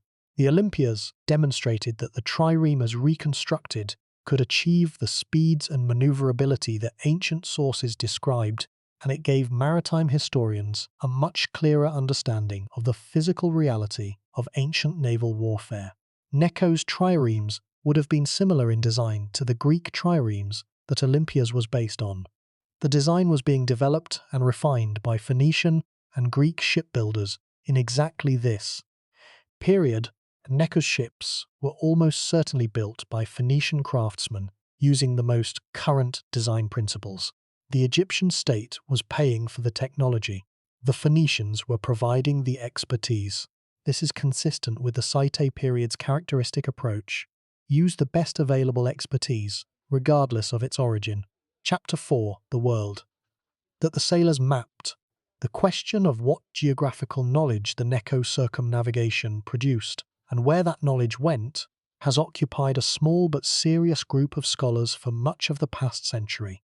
The question is not simple, because the transmission of ancient geographical knowledge is one of the most complex and least understood problems in the history of science. Ancient geographical knowledge was not transmitted the way that modern scientific knowledge is transmitted, through published papers, peer review, institutional archives, and the distributed redundancy of multiple copies in multiple places. Ancient geographical knowledge was transmitted through a combination of oral tradition, privately circulated manuscripts, teaching at philosophical schools, and the incorporation of specific observations into larger works that might or might not preserve the observations accurately. The most important surviving ancient geographical work for this question is the Geography of Claudius Ptolemy, compiled in Alexandria in the 2nd century CE, that is, more than 700 years after the Necho circumnavigation. Ptolemy's geography attempted to map the entire known world using latitude and longitude coordinates, drawing on sources ranging from contemporary traveller accounts to older geographical traditions whose origins Ptolemy did not always identify. The map that Ptolemy's coordinates produce, when rendered in modern cartographic form, is extraordinarily sophisticated for its era, and it has some very strange features. One of the strangest features of the Ptolemaic world map is the way Africa is depicted south of the equator. In most ancient representations, Africa simply ends. The continent is shown as a manageable size, its southern extent undefined or assumed to be relatively small. Ptolemy's representation is different. His Africa extends quite far south and then peculiarly curves east and northeast in a way that suggests either a very partial knowledge of the southern African coast or a misunderstanding of a more complete account. The continent does not close in Ptolemy's map the way it does in reality. His Africa connects to a landmass in the southeast that he calls the unknown southern land. But the extension of his Africa significantly further south than earlier Greek representations is striking. Some scholars of ancient cartography have argued that this extension reflects, however distorted and imperfectly transmitted, some trace of the geographical data that the Necho circumnavigation produced. The argument is circumstantial. There is no direct evidence linking Ptolemy's southern Africa to Necho's expedition. But the logic runs as follows. If the circumnavigation produced a detailed account of the African coasts, and if that account was preserved in any form in the Egyptian priestly tradition, and if some version of it was available to the Ptolemaic scholars who were systematically collecting geographical knowledge from Egyptian as well as Greek sources, then some trace of it might have entered the Ptolemaic cartographic tradition in a form that we can still detect, however dimly, in the surviving maps. This is speculation. It is clearly labelled as speculation by the scholars who propose it, but it is not idle speculation. It is the kind of inference from circumstantial evidence that historians must make when direct evidence is missing, and when the possibility being inferred is both geographically plausible and historically consistent with what we know about the transmission of knowledge in the ancient world. The historian John Thornton, who has written extensively on the history of African exploration, noted that the question of pre-Portuguese geographical knowledge of sub-Saharan Africa is far more complex than the conventional narrative of European discovery suggests. He argued that the coastal peoples of Eastern Africa had extensive geographical knowledge of the coastline far to the south, knowledge accumulated through centuries of coastal trade, and that this knowledge was available in some form to anyone who dealt regularly with Eastern African traders. The Phoenicians, sailing down that coast in the early 6th century BC, would not simply have been passing through an empty landscape. They would have been encountering peoples with their own geographical knowledge, their own accounts of what lay further south, their own understanding of the coast's extent and character.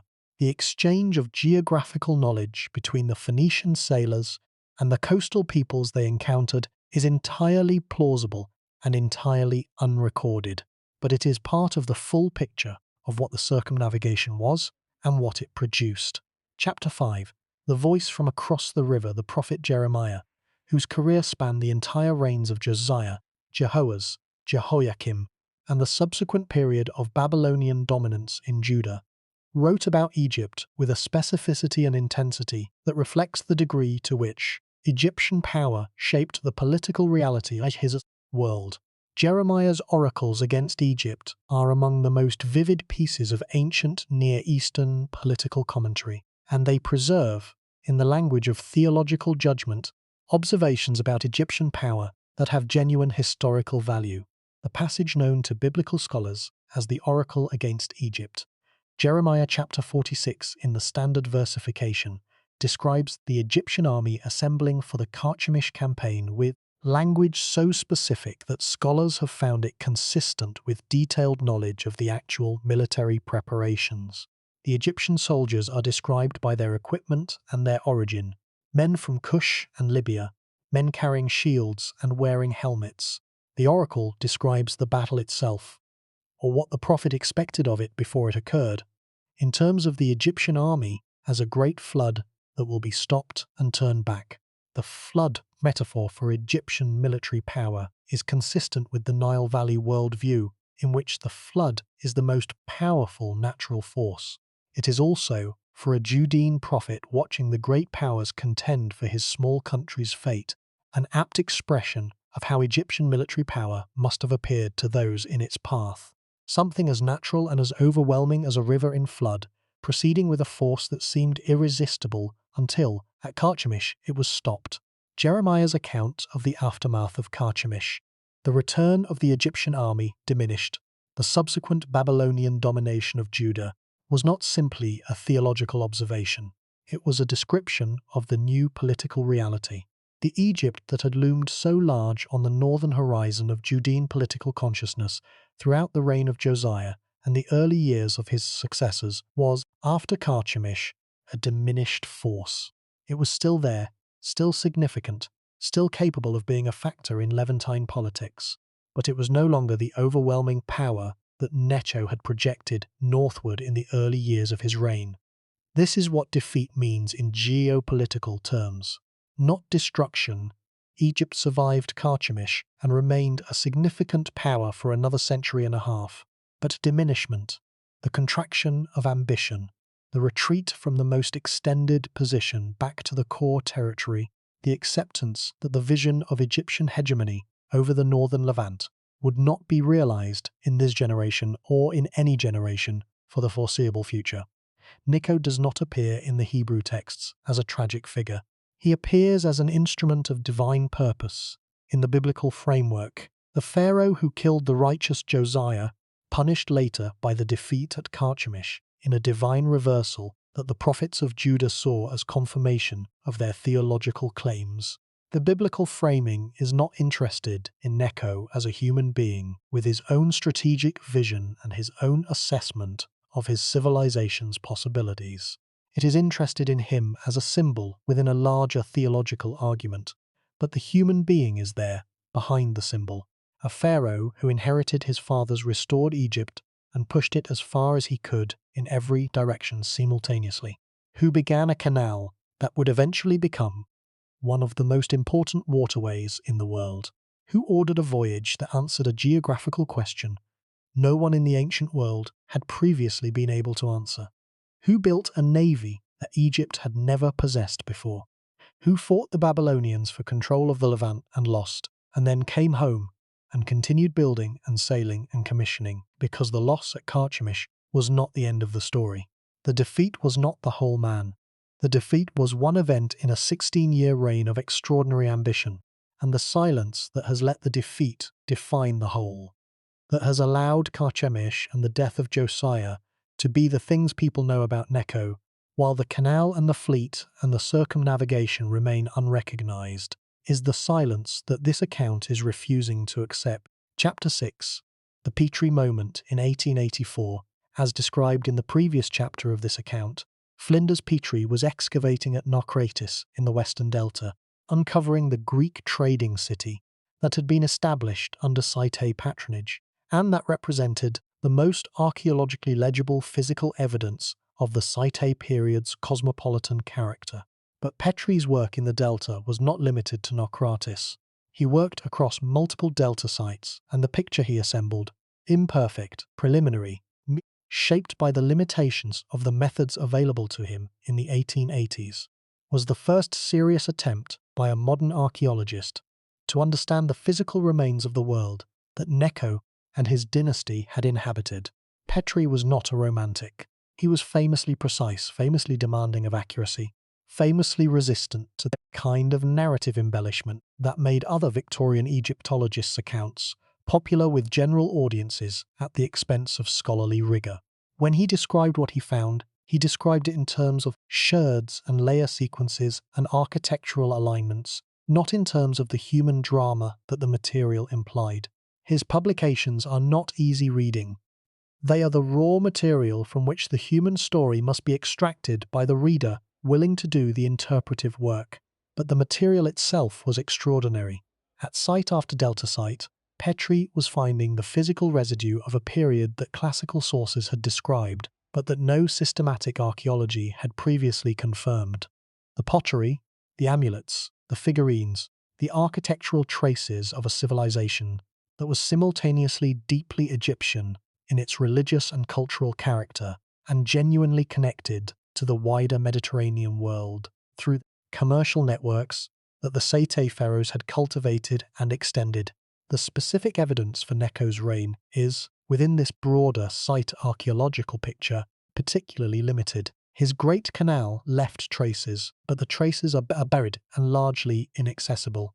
His fleet left no physical remains.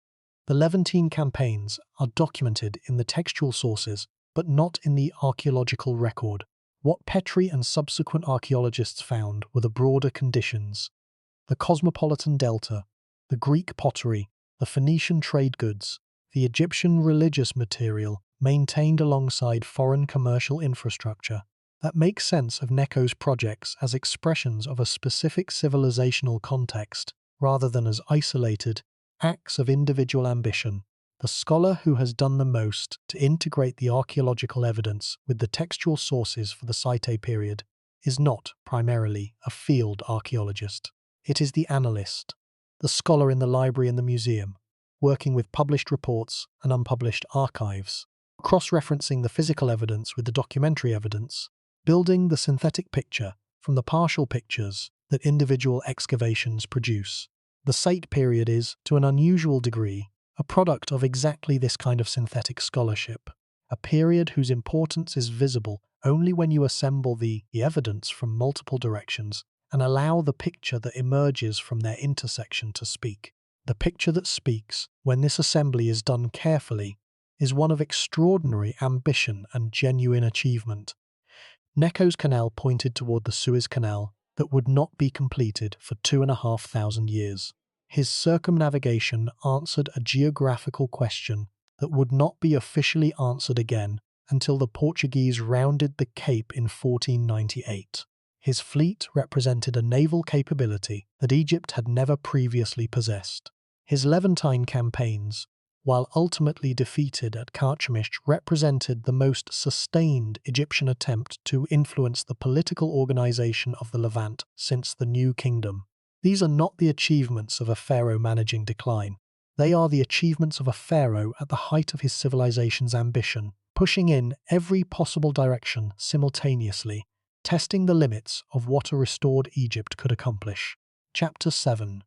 What the Babylonian Chronicle reveals. The Babylonian Chronicle is one of the most important primary source documents for the history of the ancient Near East, and it is worth pausing on it specifically in the context of Necho's story, because it reveals something about the Egyptian-Babylonian confrontation that the Greek and Hebrew sources obscure. The chronicle was excavated from the sites of ancient Mesopotamia in the 19th century of the modern era, a series of clay tablets, now in the collection of the British Museum, that were produced by Babylonian scribes as official records of the reigns of Babylonian kings. The surviving tablets cover several centuries of Babylonian history, with significant gaps, and they record military campaigns, accessions, defeats, and administrative events in the terse, formulaic language of official chronicle keeping.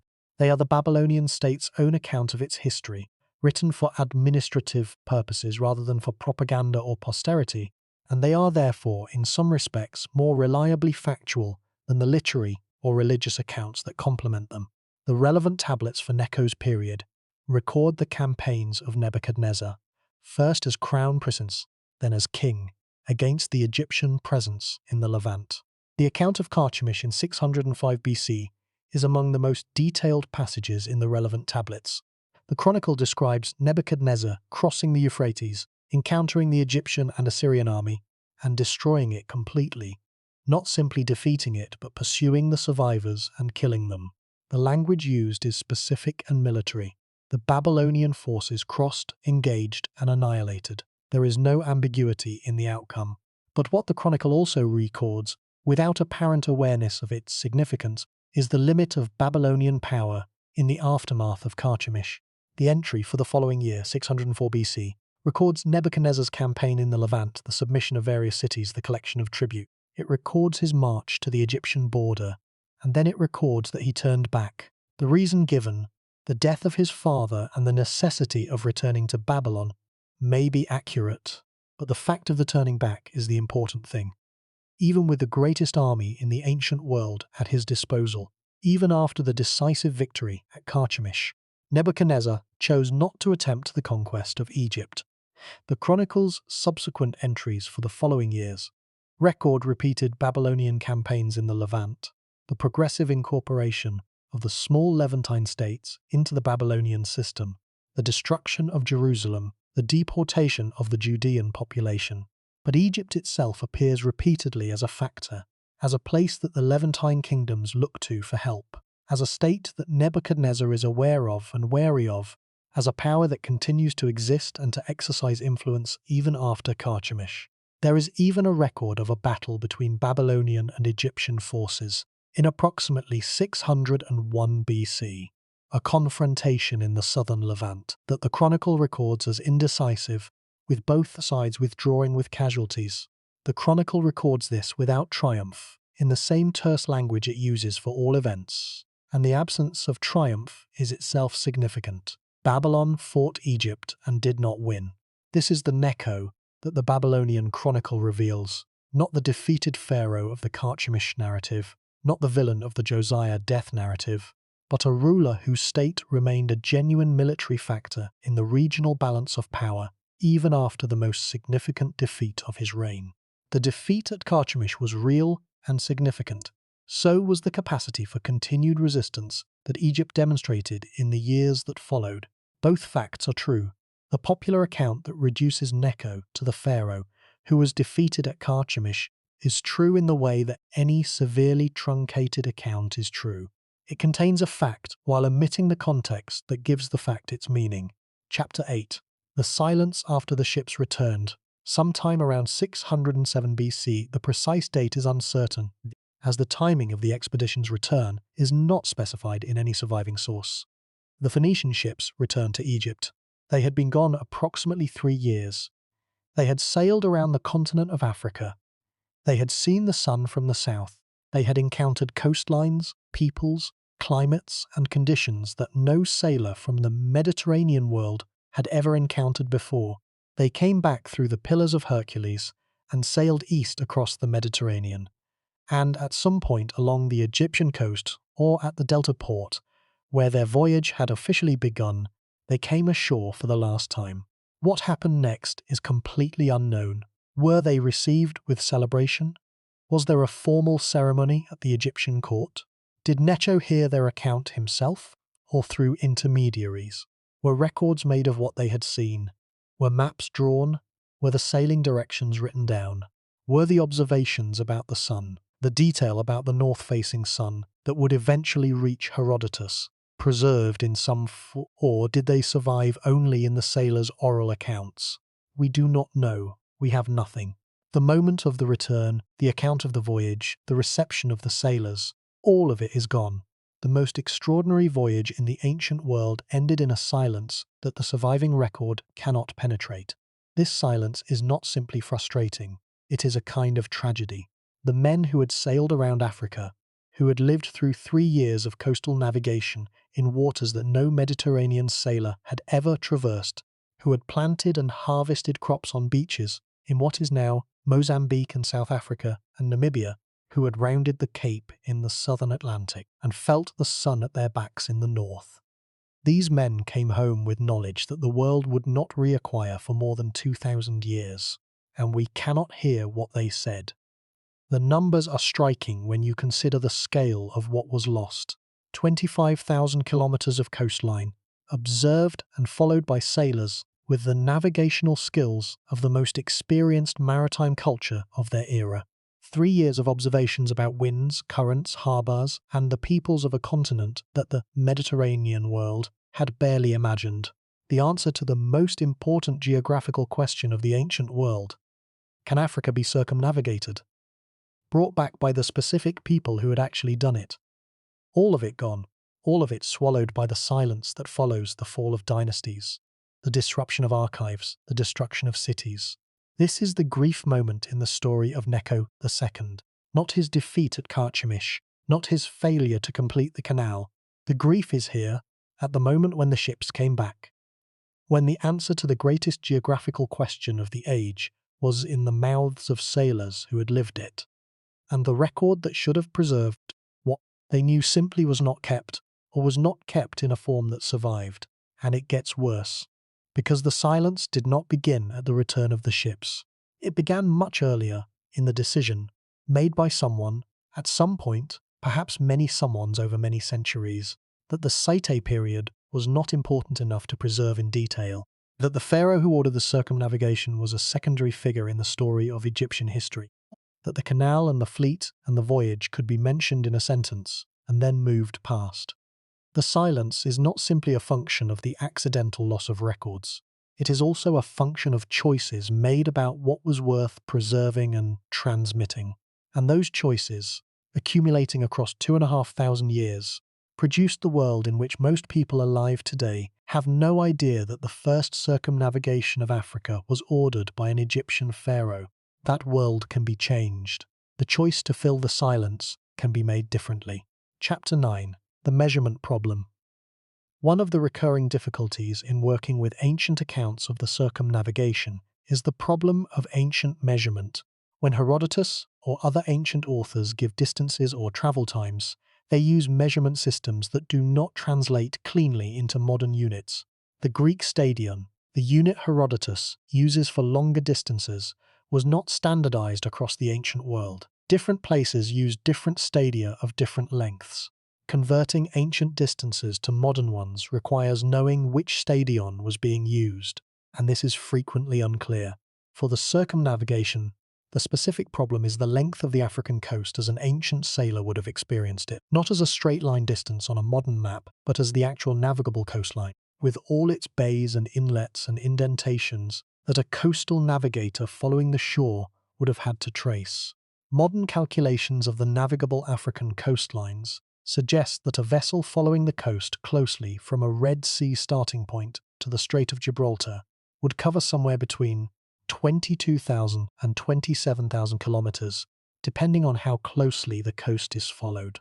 At ancient sailing speeds, highly variable, depending on conditions, wind, current, and the need to stop and provision, 3 years is entirely consistent with this distance. The maritime historian Lionel Casson, working through the calculations with careful attention to ancient sailing speeds and conditions, concluded that the 3-year time frame reported by Herodotus was exactly what the mathematics of ancient coastal navigation would predict for a voyage of this length. The voyage had to take approximately that long. A shorter time frame would have been physically impossible for ancient vessels. A longer time frame would have required an explanation, some major delay, some extended stopover that Herodotus would presumably have mentioned. The 3 years is not a suspiciously convenient number. It is the accurate number, derived from the actual physical reality of the voyage.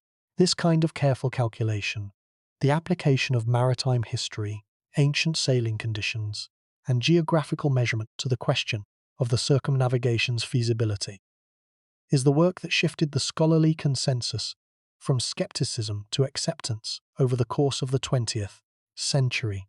The voyage is not credible because we want it to be credible. It is credible because the numbers work, the detail about the sun is accurate, and no alternative explanation accounts for all the evidence, as well as the simple hypothesis that the voyage happened. Let that sink in one more time. The first circumnavigation of Africa happened approximately 2,100 years before the Portuguese achieved the same feat and claimed it for the history books of European exploration. The knowledge that the African coast could be navigated around its southern extremity, that the continent was an island in the ocean, as Greek geographers suspected, was known at the court of an Egyptian pharaoh in the early 6th century BC, and then it was lost, not preserved, not transmitted in a form that made it actionable for the navigators who would eventually need it again. Lost in the silence between a pharaoh's ambition and the world's willingness to remember. This is the failure that haunts the story of Necho II. Not his defeat at Carchemish, not his failure to complete the canal. The failure is the loss of the knowledge, the geographical discovery that was made, and then unmade, by the absence of the institutional structures that would have been needed to preserve and transmit it.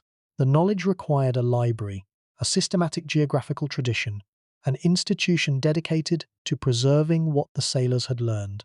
Whether such structures existed in Necho's Egypt is unknown. Whether they survived the Persian conquest, if they existed, is unknown. What is known is only the result.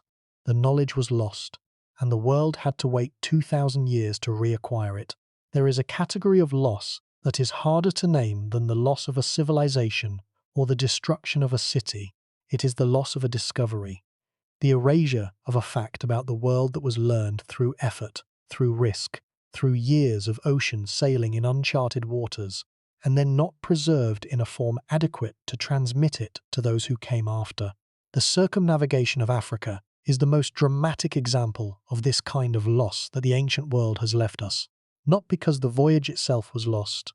We know it happened, Herodotus recorded it, the scholarly consensus accepts it. What was lost was the knowledge that the voyage produced, the detailed geographical account of the African coast, the sailing directions, the observations about winds and currents and harbours, the descriptions of the peoples encountered, the answer to the deeper question that the voyage posed and answered, and then left behind. Not merely can Africa be circumnavigated, but what is it like? What lies along its coast? What does the world look like when you have sailed around the bottom of the world? This knowledge was in the mouths of the sailors when they returned. It may have been written down. It was certainly communicated to whoever received the sailors' report at the Egyptian court, and then, at some point, through some combination of the Persian conquest and the institutional disruption that followed, and the general fragility of ancient knowledge preservation, it was lost. The world continued for 2,000 years without it. European navigators in the 15th century CE had to rediscover by experience what Necho's Phoenicians had already discovered by experience, because the chain of transmission had been broken in a way that could not be repaired. Let that sink in.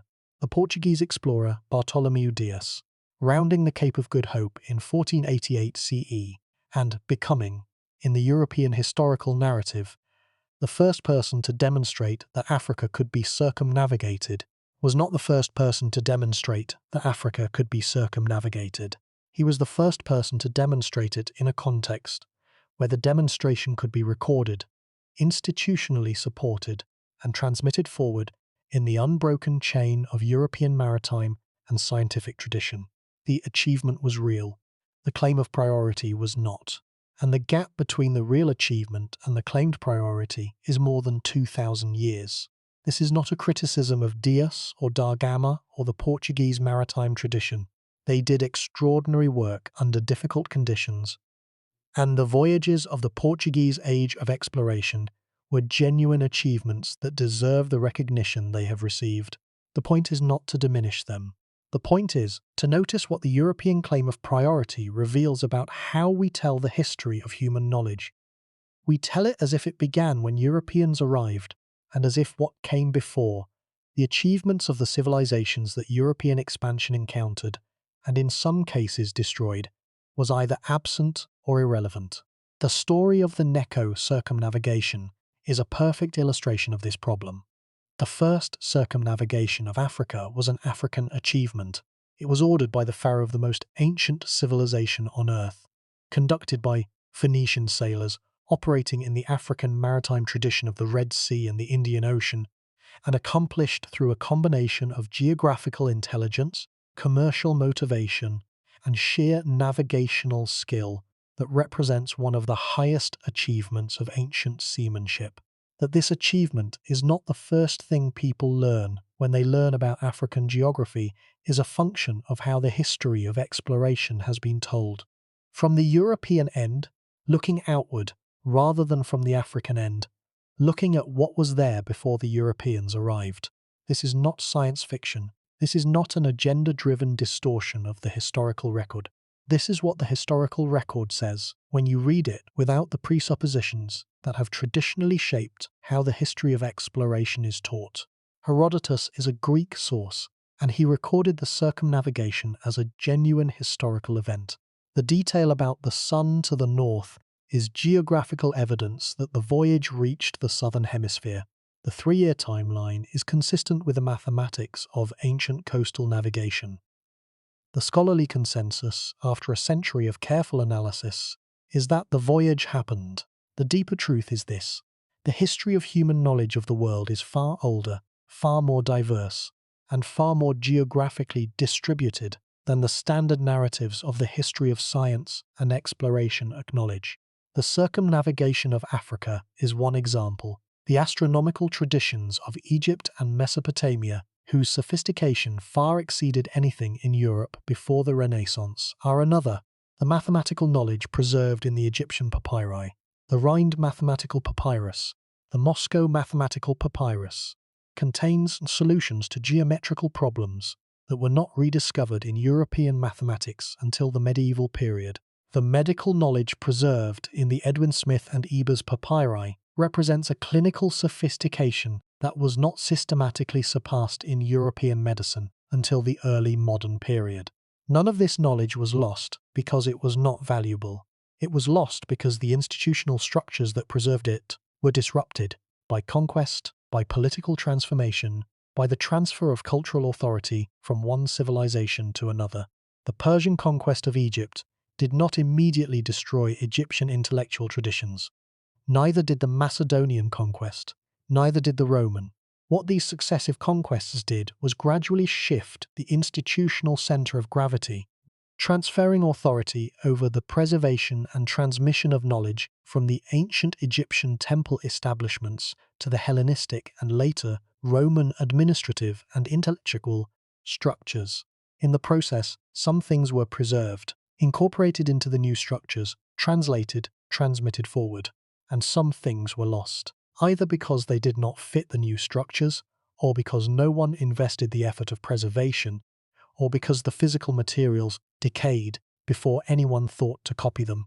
The geographical knowledge produced by the Necho circumnavigation fell through this filter. We do not know why. We do not know at which point in the long sequence of conquests and transmissions it was lost. We only know that it was not in the active knowledge base of the ancient world in any useful form by the time European maritime exploration began its systematic push down the African coast in 15th century CE. The knowledge had to be reacquired.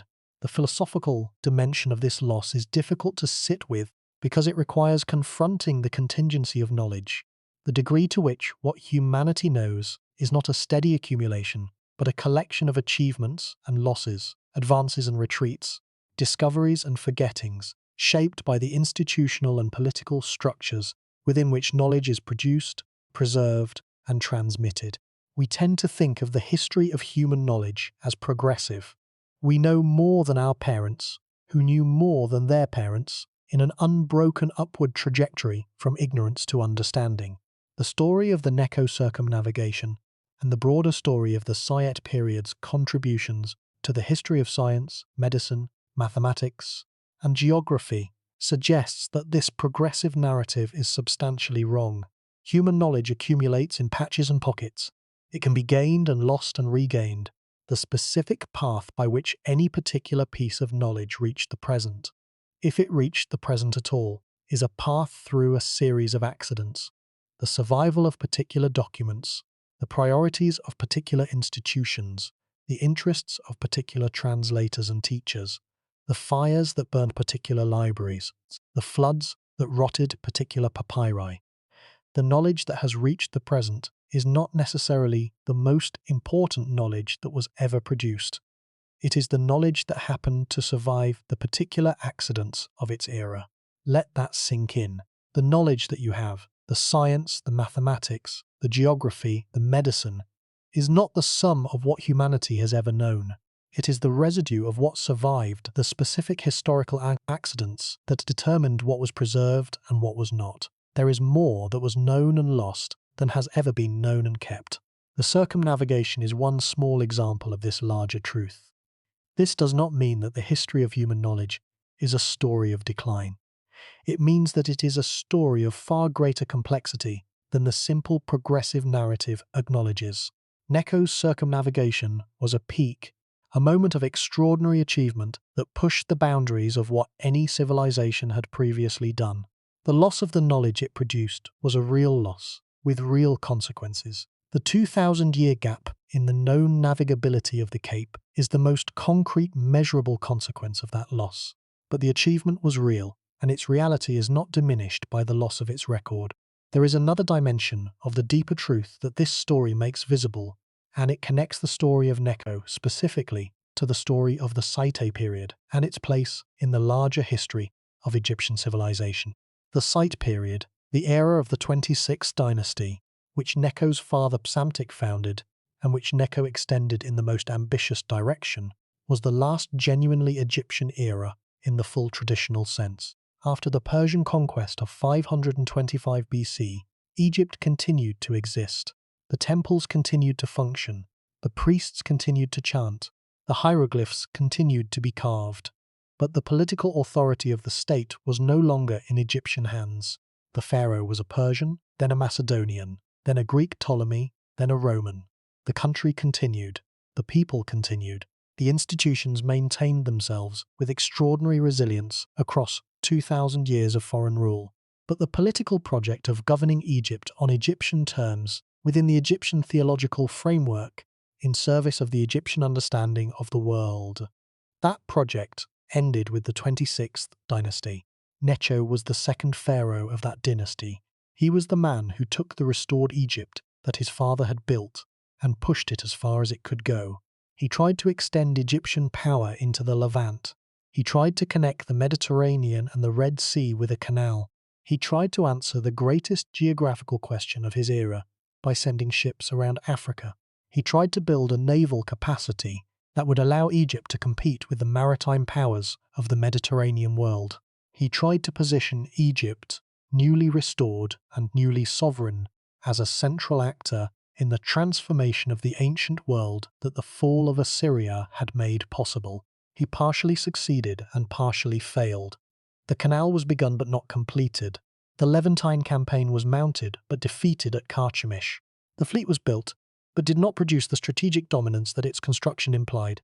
Only the circumnavigation, the most extraordinary of all his projects, the one that went furthest beyond the boundaries of the known world, was completed in the form that Necho originally envisioned. And it is the circumnavigation, the completed project, the answered question, the voyage that proved Africa could be sailed around, that history has most thoroughly forgotten. The canal at least became, 2,000 years later, the most important waterway in the world, and Necho's role in its conception is sometimes mentioned in scholarly accounts of the Suez Canal's history. The Levantine campaign is documented in the biblical sources and in the Babylonian Chronicle, but the circumnavigation, the most ambitious, the most consequential, the most geographically extraordinary of all Necho's achievements, sits in a footnote in Herodotus and nowhere in the popular consciousness of either African or world history. This asymmetry between the scale of the achievement and the scale of its recognition is itself a deeper truth about how history is made and remembered. The things that endure in historical memory are not necessarily the most important things. They are the things that fit the narratives that the most powerful future cultures chose to tell about the past. The circumnavigation did not fit any of the dominant narratives through which the ancient world was remembered and transmitted. Not the Hebrew narrative, not the Babylonian narrative, not the Greek narrative, not the later Roman narrative. It was an Egyptian achievement, preserved in a Greek source, concerning a feat of Phoenician seamanship about the continent of Africa. It fell between every tradition, it fit no one's story, and so it survived only as a footnote in a historian who half disbelieved it.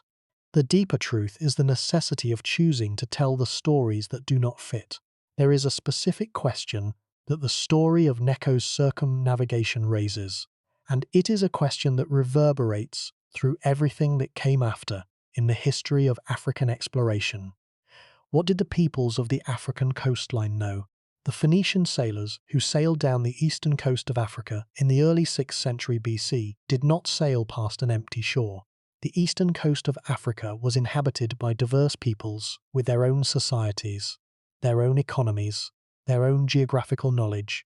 The coastal peoples of what is now Kenya, Tanzania, Mozambique, and South Africa had been living along the ocean for as long as their ancestors had lived anywhere. They knew the coast to the south and to the north. They knew the currents and the monsoons. They knew where fresh water was available and where good harbour existed.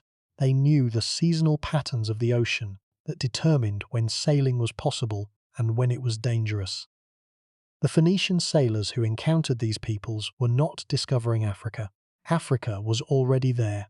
Its peoples were already there, already in possession of the geographical knowledge that the Phoenicians were trying to accumulate. The interaction between the Phoenician sailors and the coastal peoples of eastern and southern Africa, whatever that interaction looked like, whether it was friendly or hostile or something in between, was not the arrival of knowledge in a place that lacked it. It was a meeting of two geographical knowledge systems, one accumulated through millennia of living along the coast, the other accumulated through centuries of Mediterranean and Atlantic maritime experience. The knowledge that the coastal peoples possessed was not portable in the way that written navigational records are portable. It was embedded in community memory. in oral tradition, in the practical skills of fishing and coastal navigation that were passed from generation to generation. It was not lost in the way that Necho's expedition records were lost, destroyed in an archive fire, or buried in a flooded cellar. It was transformed and continued and changed across generations of cultural contact and political change in the communities that still live along the eastern African coast today. The people of the Swahili coast, the communities whose cultural identity was shaped by centuries of contact between the peoples of the African interior, the coastal populations, and the traders of the Indian Ocean world, are the inheritors of a maritime tradition that extends back, in various forms, to at least the period of Necho's circumnavigation and probably much further. When modern archaeologists work at sites along the eastern African coast, they find evidence of complex, sophisticated coastal communities reaching back 2,000 and 3,000 years.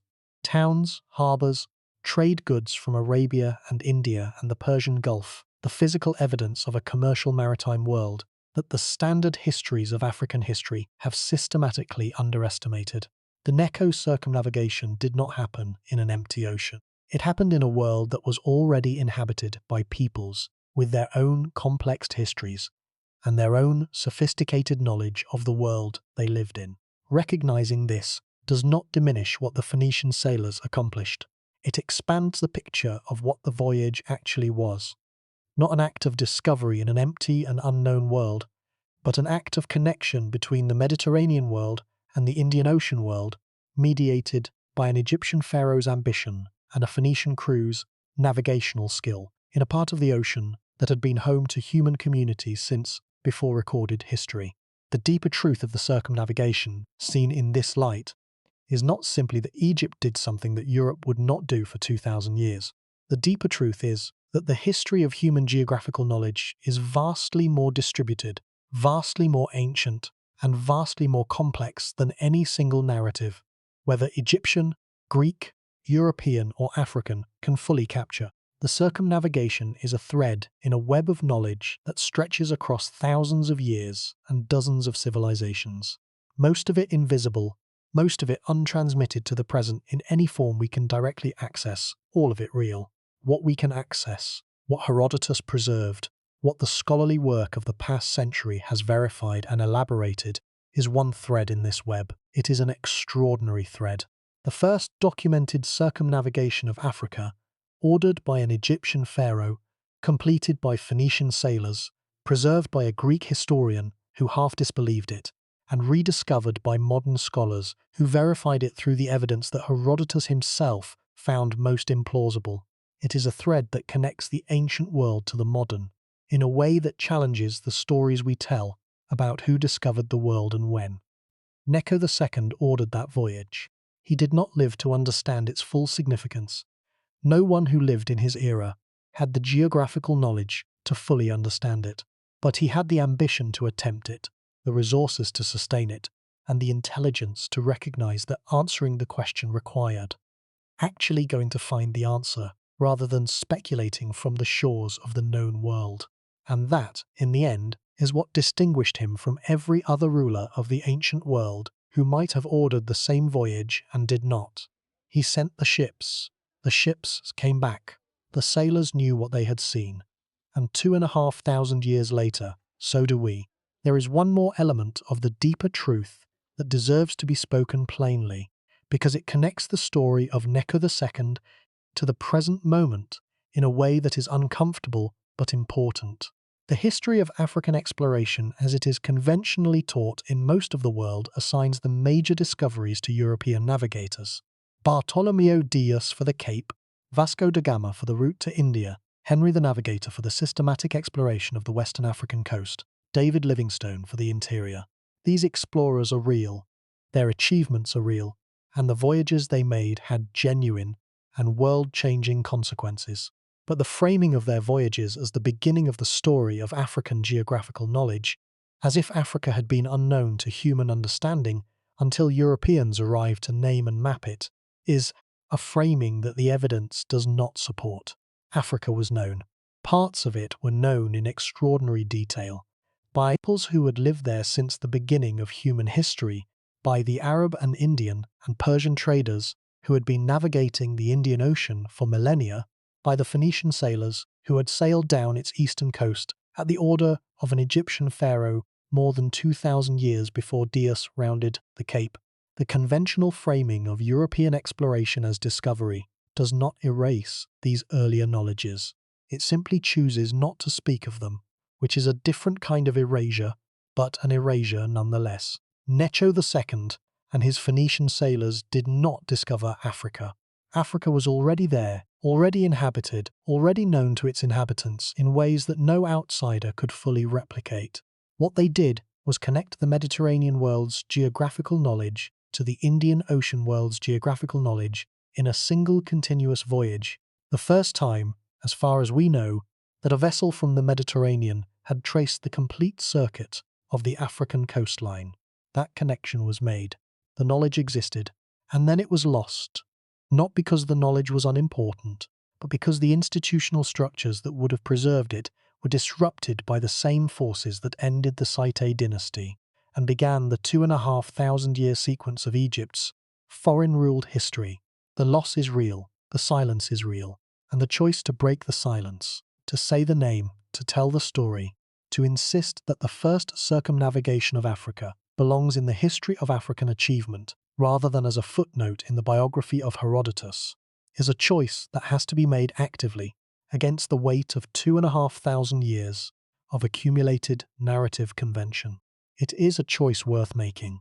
The Egyptian priests who served in the temples of the Delta under Necho's reign, the men and women who maintained the ritual life of the civilization, who copied the texts, who preserved the institutional memory of 3,000 years of pharaonic tradition, lived in a world that was, at the moment of the circumnavigation's completion, genuinely transformed. They may not have fully understood what the sailors had done, in the sense of grasping its complete geographical implications. The concept of Africa as a circumnavigable island surrounded by ocean was a geographical abstraction that only became fully meaningful in the context of a cartographic tradition that the ancient world had not yet fully developed.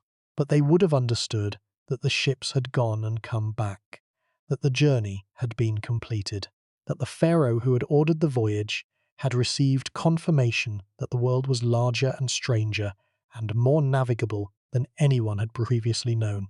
In the framework of Egyptian cosmological thought, in which the pharaoh was the embodiment of the ordering principle of the universe, and in which the extension of Egyptian knowledge was simultaneously the extension of divine order, this was significant.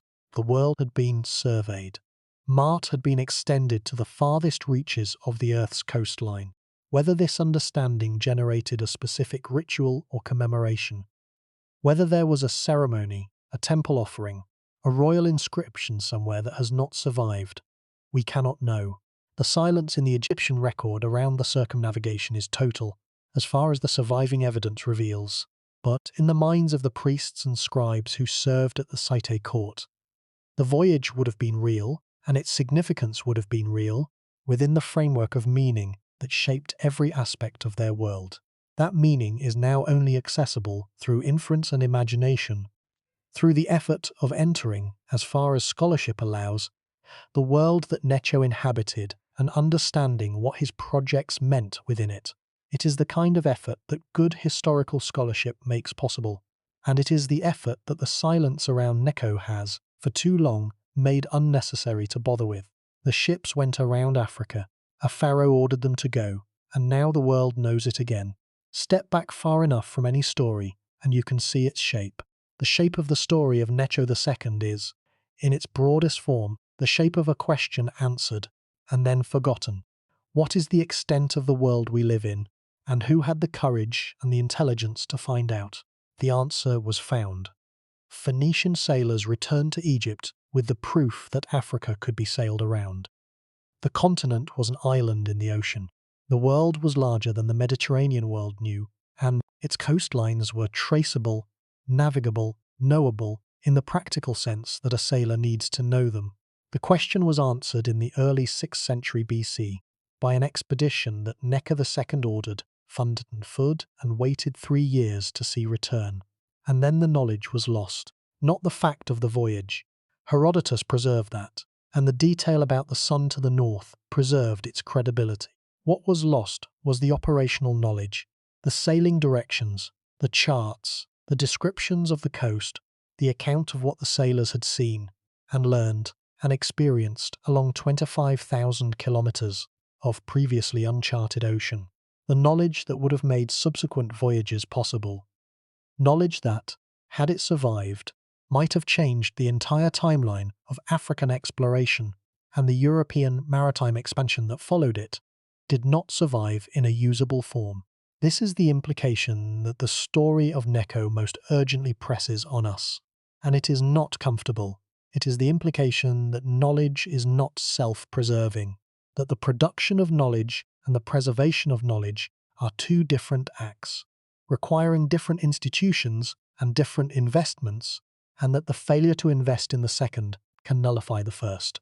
Necho invested in the production of knowledge. He funded the voyage, he built the ships, he sent the sailors. Whether he or his successors invested adequately in preserving what the voyage produced is unclear. What is clear is that the preservation failed. The modern world is, in some respects, far better equipped for knowledge preservation than the ancient world was. The digital systems that store information, the distributed networks that replicate it, the institutional structures, universities, libraries, scientific journals that are designed specifically to maintain and transmit knowledge across generations. These represent a genuine improvement in the infrastructure of knowledge preservation over what Necho had available.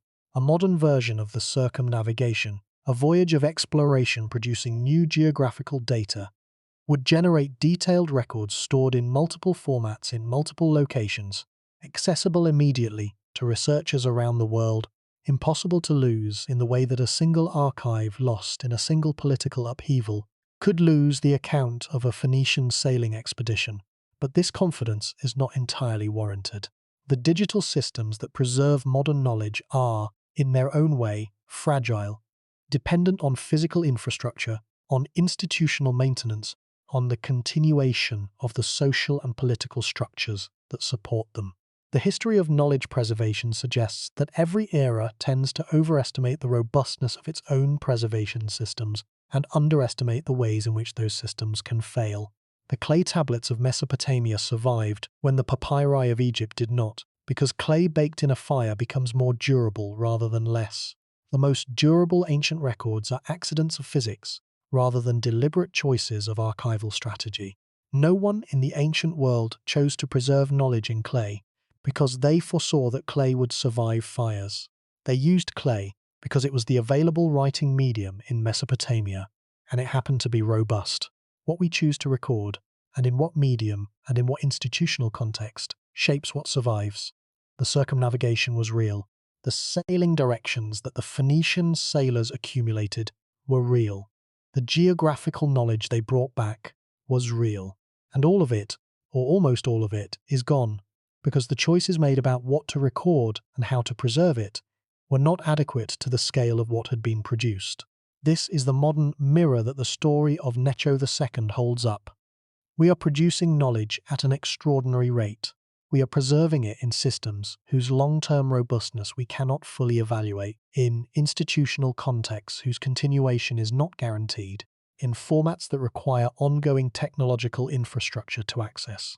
The question of which of our current knowledge will survive in a recognizable and accessible form for 2,000 years, the same distance that separates us from Necho, is a question that no one can answer with confidence. The story of the circumnavigation is a specific reminder that the most extraordinary achievements can be the most thoroughly lost, not because they were unimportant, but because the specific accidents of their preservation went against them. The Nile flood, which made Egypt possible, also made the delta hostile to the survival of organic materials. The Persian conquest, which ended the Saite dynasty, disrupted the administrative structures that had been maintaining the Egyptian archives. The gradual shift of cultural authority from Egyptian to Hellenistic to Roman to Arabic did not destroy Egyptian knowledge systematically, but it changed what was deemed worth preserving and what was allowed to decay. Our own civilization is in the middle of a similar process of institutional transformation, less dramatic and less overtly political than a military conquest, but real in its effects on what gets preserved and what gets lost. The knowledge that is being produced today in the fields of traditional ecological knowledge, of indigenous geographical understanding, of community-based scientific observation is being produced faster than the institutional structures that could preserve it are being built. The parallel with Necho's circumnavigation is not exact, but the underlying pattern, extraordinary knowledge produced without adequate preservation, is recognizable. What would it mean to take this seriously, to treat the preservation of knowledge, not just the dramatic, institutionally supported knowledge of official science, but the distributed, community-embedded, experientially acquired knowledge that does not fit neatly into the archives, as a civilizational obligation, comparable to the one that Necho's priests took toward the maintenance of the Egyptian temple traditions? The priests maintained the records because they understood that the traditions would die without maintenance. They copied the texts, they trained the scribes, they kept the ritual, not because any single ceremony was irreplaceable, but because the whole system of knowledge depended on the continuation of the whole system of practice. The connection between Necho's opening hook, the ships leaving the Red Sea with no map, and this moment in the reflection is the connection between a single act of knowledge production and the larger question of what civilizations do with the knowledge they produce. Necho produced the knowledge. What we have is the footnote in Herodotus. The distance between those two things is the measure of the failure of preservation. The planet has buried extraordinary achievements before and will do so again. The ground beneath the modern Egyptian town of Sail-Hagar still holds, potentially, the archives of the Site dynasty, the records of Necho's canal project, his fleet, his Levantine campaigns, and possibly an account of the circumnavigation in a form more detailed than anything Herodotus preserved. Whether those records survive, whether they can be accessed, whether the institutional will to attempt their recovery will ever be assembled. These are questions that the present moment faces in its own terms. What this story suggests is that the attempt is worth making, that the knowledge, if it is there, is worth finding, that the silence around Necho II is not a verdict on his importance, but an accident of history that subsequent effort can partially reverse. The ships went around Africa, they came back, and the knowledge they carried deserves to be known. There is a specific consequence of the conventional narrative of African exploration, the narrative that begins with Portuguese sailors in the 15th century CE, that this story presses against directly. The conventional narrative is not simply incomplete. It has had practical effects on how Africa is understood within global history, as a continent that was discovered from outside, that entered world history only when external actors arrived to name and map it, that was essentially passive in the pre-modern period in relation to the external forces that eventually dominated it. This narrative is wrong. Africa was never passive in relation to geographical knowledge. The peoples of the eastern African coast had been navigating the Indian Ocean for centuries before any European arrived.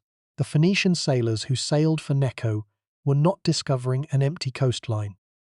The Sate pharaohs who commissioned the voyage were not reaching into a void. They were engaging with a world that was already deeply inhabited, already commercially active, already rich in the kinds of geographical knowledge that come from living somewhere for a very long time. The story of Necho II and his circumnavigation is therefore not simply a story about a pharaoh and a voyage. It is evidence about the kind of world that existed before the European-centered narrative of exploration begins. A world in which African geographical knowledge was real, in which the connections between Africa and the wider world were already being traced, and in which the continent was not awaiting discovery, but was already fully present in the human history of the earth. Acknowledging this, taking it seriously, incorporating it into the way the history of exploration is taught and remembered, requires rejecting the convenience of starting the story at the moment when European records become available, and substituting, however incompletely, the longer and more complex story that the full range of evidence suggests. It requires, in the end, the same thing that Necho required of his Phoenician sailors: the willingness to sail into the unknown, with no guarantee of what will be found or how long the voyage will take, because the question is worth answering. The question is worth answering. It always has been. Necho knew it. His sailors proved it. And now, 2,500 years later, the answer is still there, still legible, still capable of changing how we understand the history of the world we live in. The only silence that remains is the one we choose. There is a final observation that this section needs to make before the story moves to its close, and it concerns the relationship between the Necho circumnavigation and the broader story of Egyptian civilization in the 7th and 6th centuries BC. The circumnavigation was not an isolated act. It was part of a pattern of outward-looking ambition that characterized the Site period from its founding under Psamtik to its end under Psamtik III, the same civilization that produced the archaizing cultural program, the reaching back to the most ancient Egyptian traditions as the foundation of restored legitimacy, also produced the most cosmopolitan commercial networks in the ancient Mediterranean, the most sophisticated engagement with the Greek intellectual world, and the most geographically ambitious act of exploration ever attempted from the African continent. These things are not in contradiction. They are aspects of the same civilizational intelligence, deeply rooted and genuinely outward-looking simultaneously. The Site period was strong enough in its cultural identity to absorb foreign engagement without losing itself, and open enough in its practical intelligence to use what the wider world offered without dismissing it as alien. Necho embodied this combination. He sent his ships around Africa while his quartz artists were studying the oldest available Egyptian originals and copying them with reverent precision. He funded the circumnavigation while his engineers were digging the canal that was the most ambitious infrastructure project Egypt had undertaken since the Pyramid era. The man who did all of this deserves to be known. He deserves to be in the same conversation as the explorers and builders and visionaries of every era, and the silence around him, sustained, structural, and entirely remediable, deserves to end. Somewhere in the northeastern corner of Africa, along a coast that the ancient Egyptians called the shore of the land of Punt, Phoenician sailors once passed in the early morning light of the 6th century BC. They were heading south. They had been at sea for weeks. The coast on their left was strange and long, and had no end they could see. Behind them, north and west and impossibly far away, lay the world they knew, the Mediterranean, Egypt, Phoenicia, Greece, the entire geography of everything familiar. Ahead lay nothing except ocean and coast, and the question of what coast and ocean would eventually reveal. They kept going. This is the fact at the center of the story of Necho II. Someone gave the order, and someone followed it, and 3 years later the answer came back. Africa could be circumnavigated. The continent was surrounded by water. The world was larger than anyone had previously mapped, and its coastlines were real and navigable, and full of peoples and weather and harbours, and the strange, persistent observation that the sun, somewhere in the deep south, was to the north. The Pharaoh who ordered this voyage, who also began a canal that would eventually become one of the most strategically important waterways in the modern world, who built a navy that Egypt had never previously possessed, who fought the Babylonians for control of the Levant, and was defeated at Carchemish, but not destroyed, who ruled Egypt for 16 years in the full complexity of what it meant to govern a restored ancient civilization at the center of a transforming world. This pharaoh has been largely invisible in the popular memory of the ancient world. The title question that opened this account was, who was Necho II, the pharaoh who circumnavigated Africa? The answer is now as full as the evidence allows. He was the second pharaoh of the 26th dynasty, son of Psamtik I, who restored Egyptian independence, ruler of Egypt for approximately 16 years from 610 to 595 BC. He inherited a restored Egypt and spent his entire reign pushing it outward, into the Levant, into the Red Sea and the Indian Ocean, into the Mediterranean, and around the African continent. He was defeated in his most ambitious military objective at Carchemish, but maintained Egyptian independence in the face of the most formidable army of his era. He began a canal whose route is traced 2,500 years later by one of the most commercially significant waterways in the modern world. He ordered the voyage that answered the greatest geographical question of the ancient world. He was, in the fullest sense of the phrase, a pharaoh of the restored Egypt, not managing a civilization in decline, but extending a civilization at the height of its recovered ambition, as far as his intelligence and his resources could carry it. The silence around him is not a judgment, it is an accident, and accidents can be corrected. Repeat the central fact one more time, because sleep audiences drift, and because this fact deserves to be heard more than once. The first human circumnavigation of Africa was completed approximately 2,100 years before the Portuguese voyage of Vasco da Gama. It was ordered by Necho II of Egypt. It was executed by Phoenician sailors, and it is preserved in a single account by a Greek historian who found part of it implausible, specifically the part that modern geographers recognize as the most compelling evidence that it actually happened.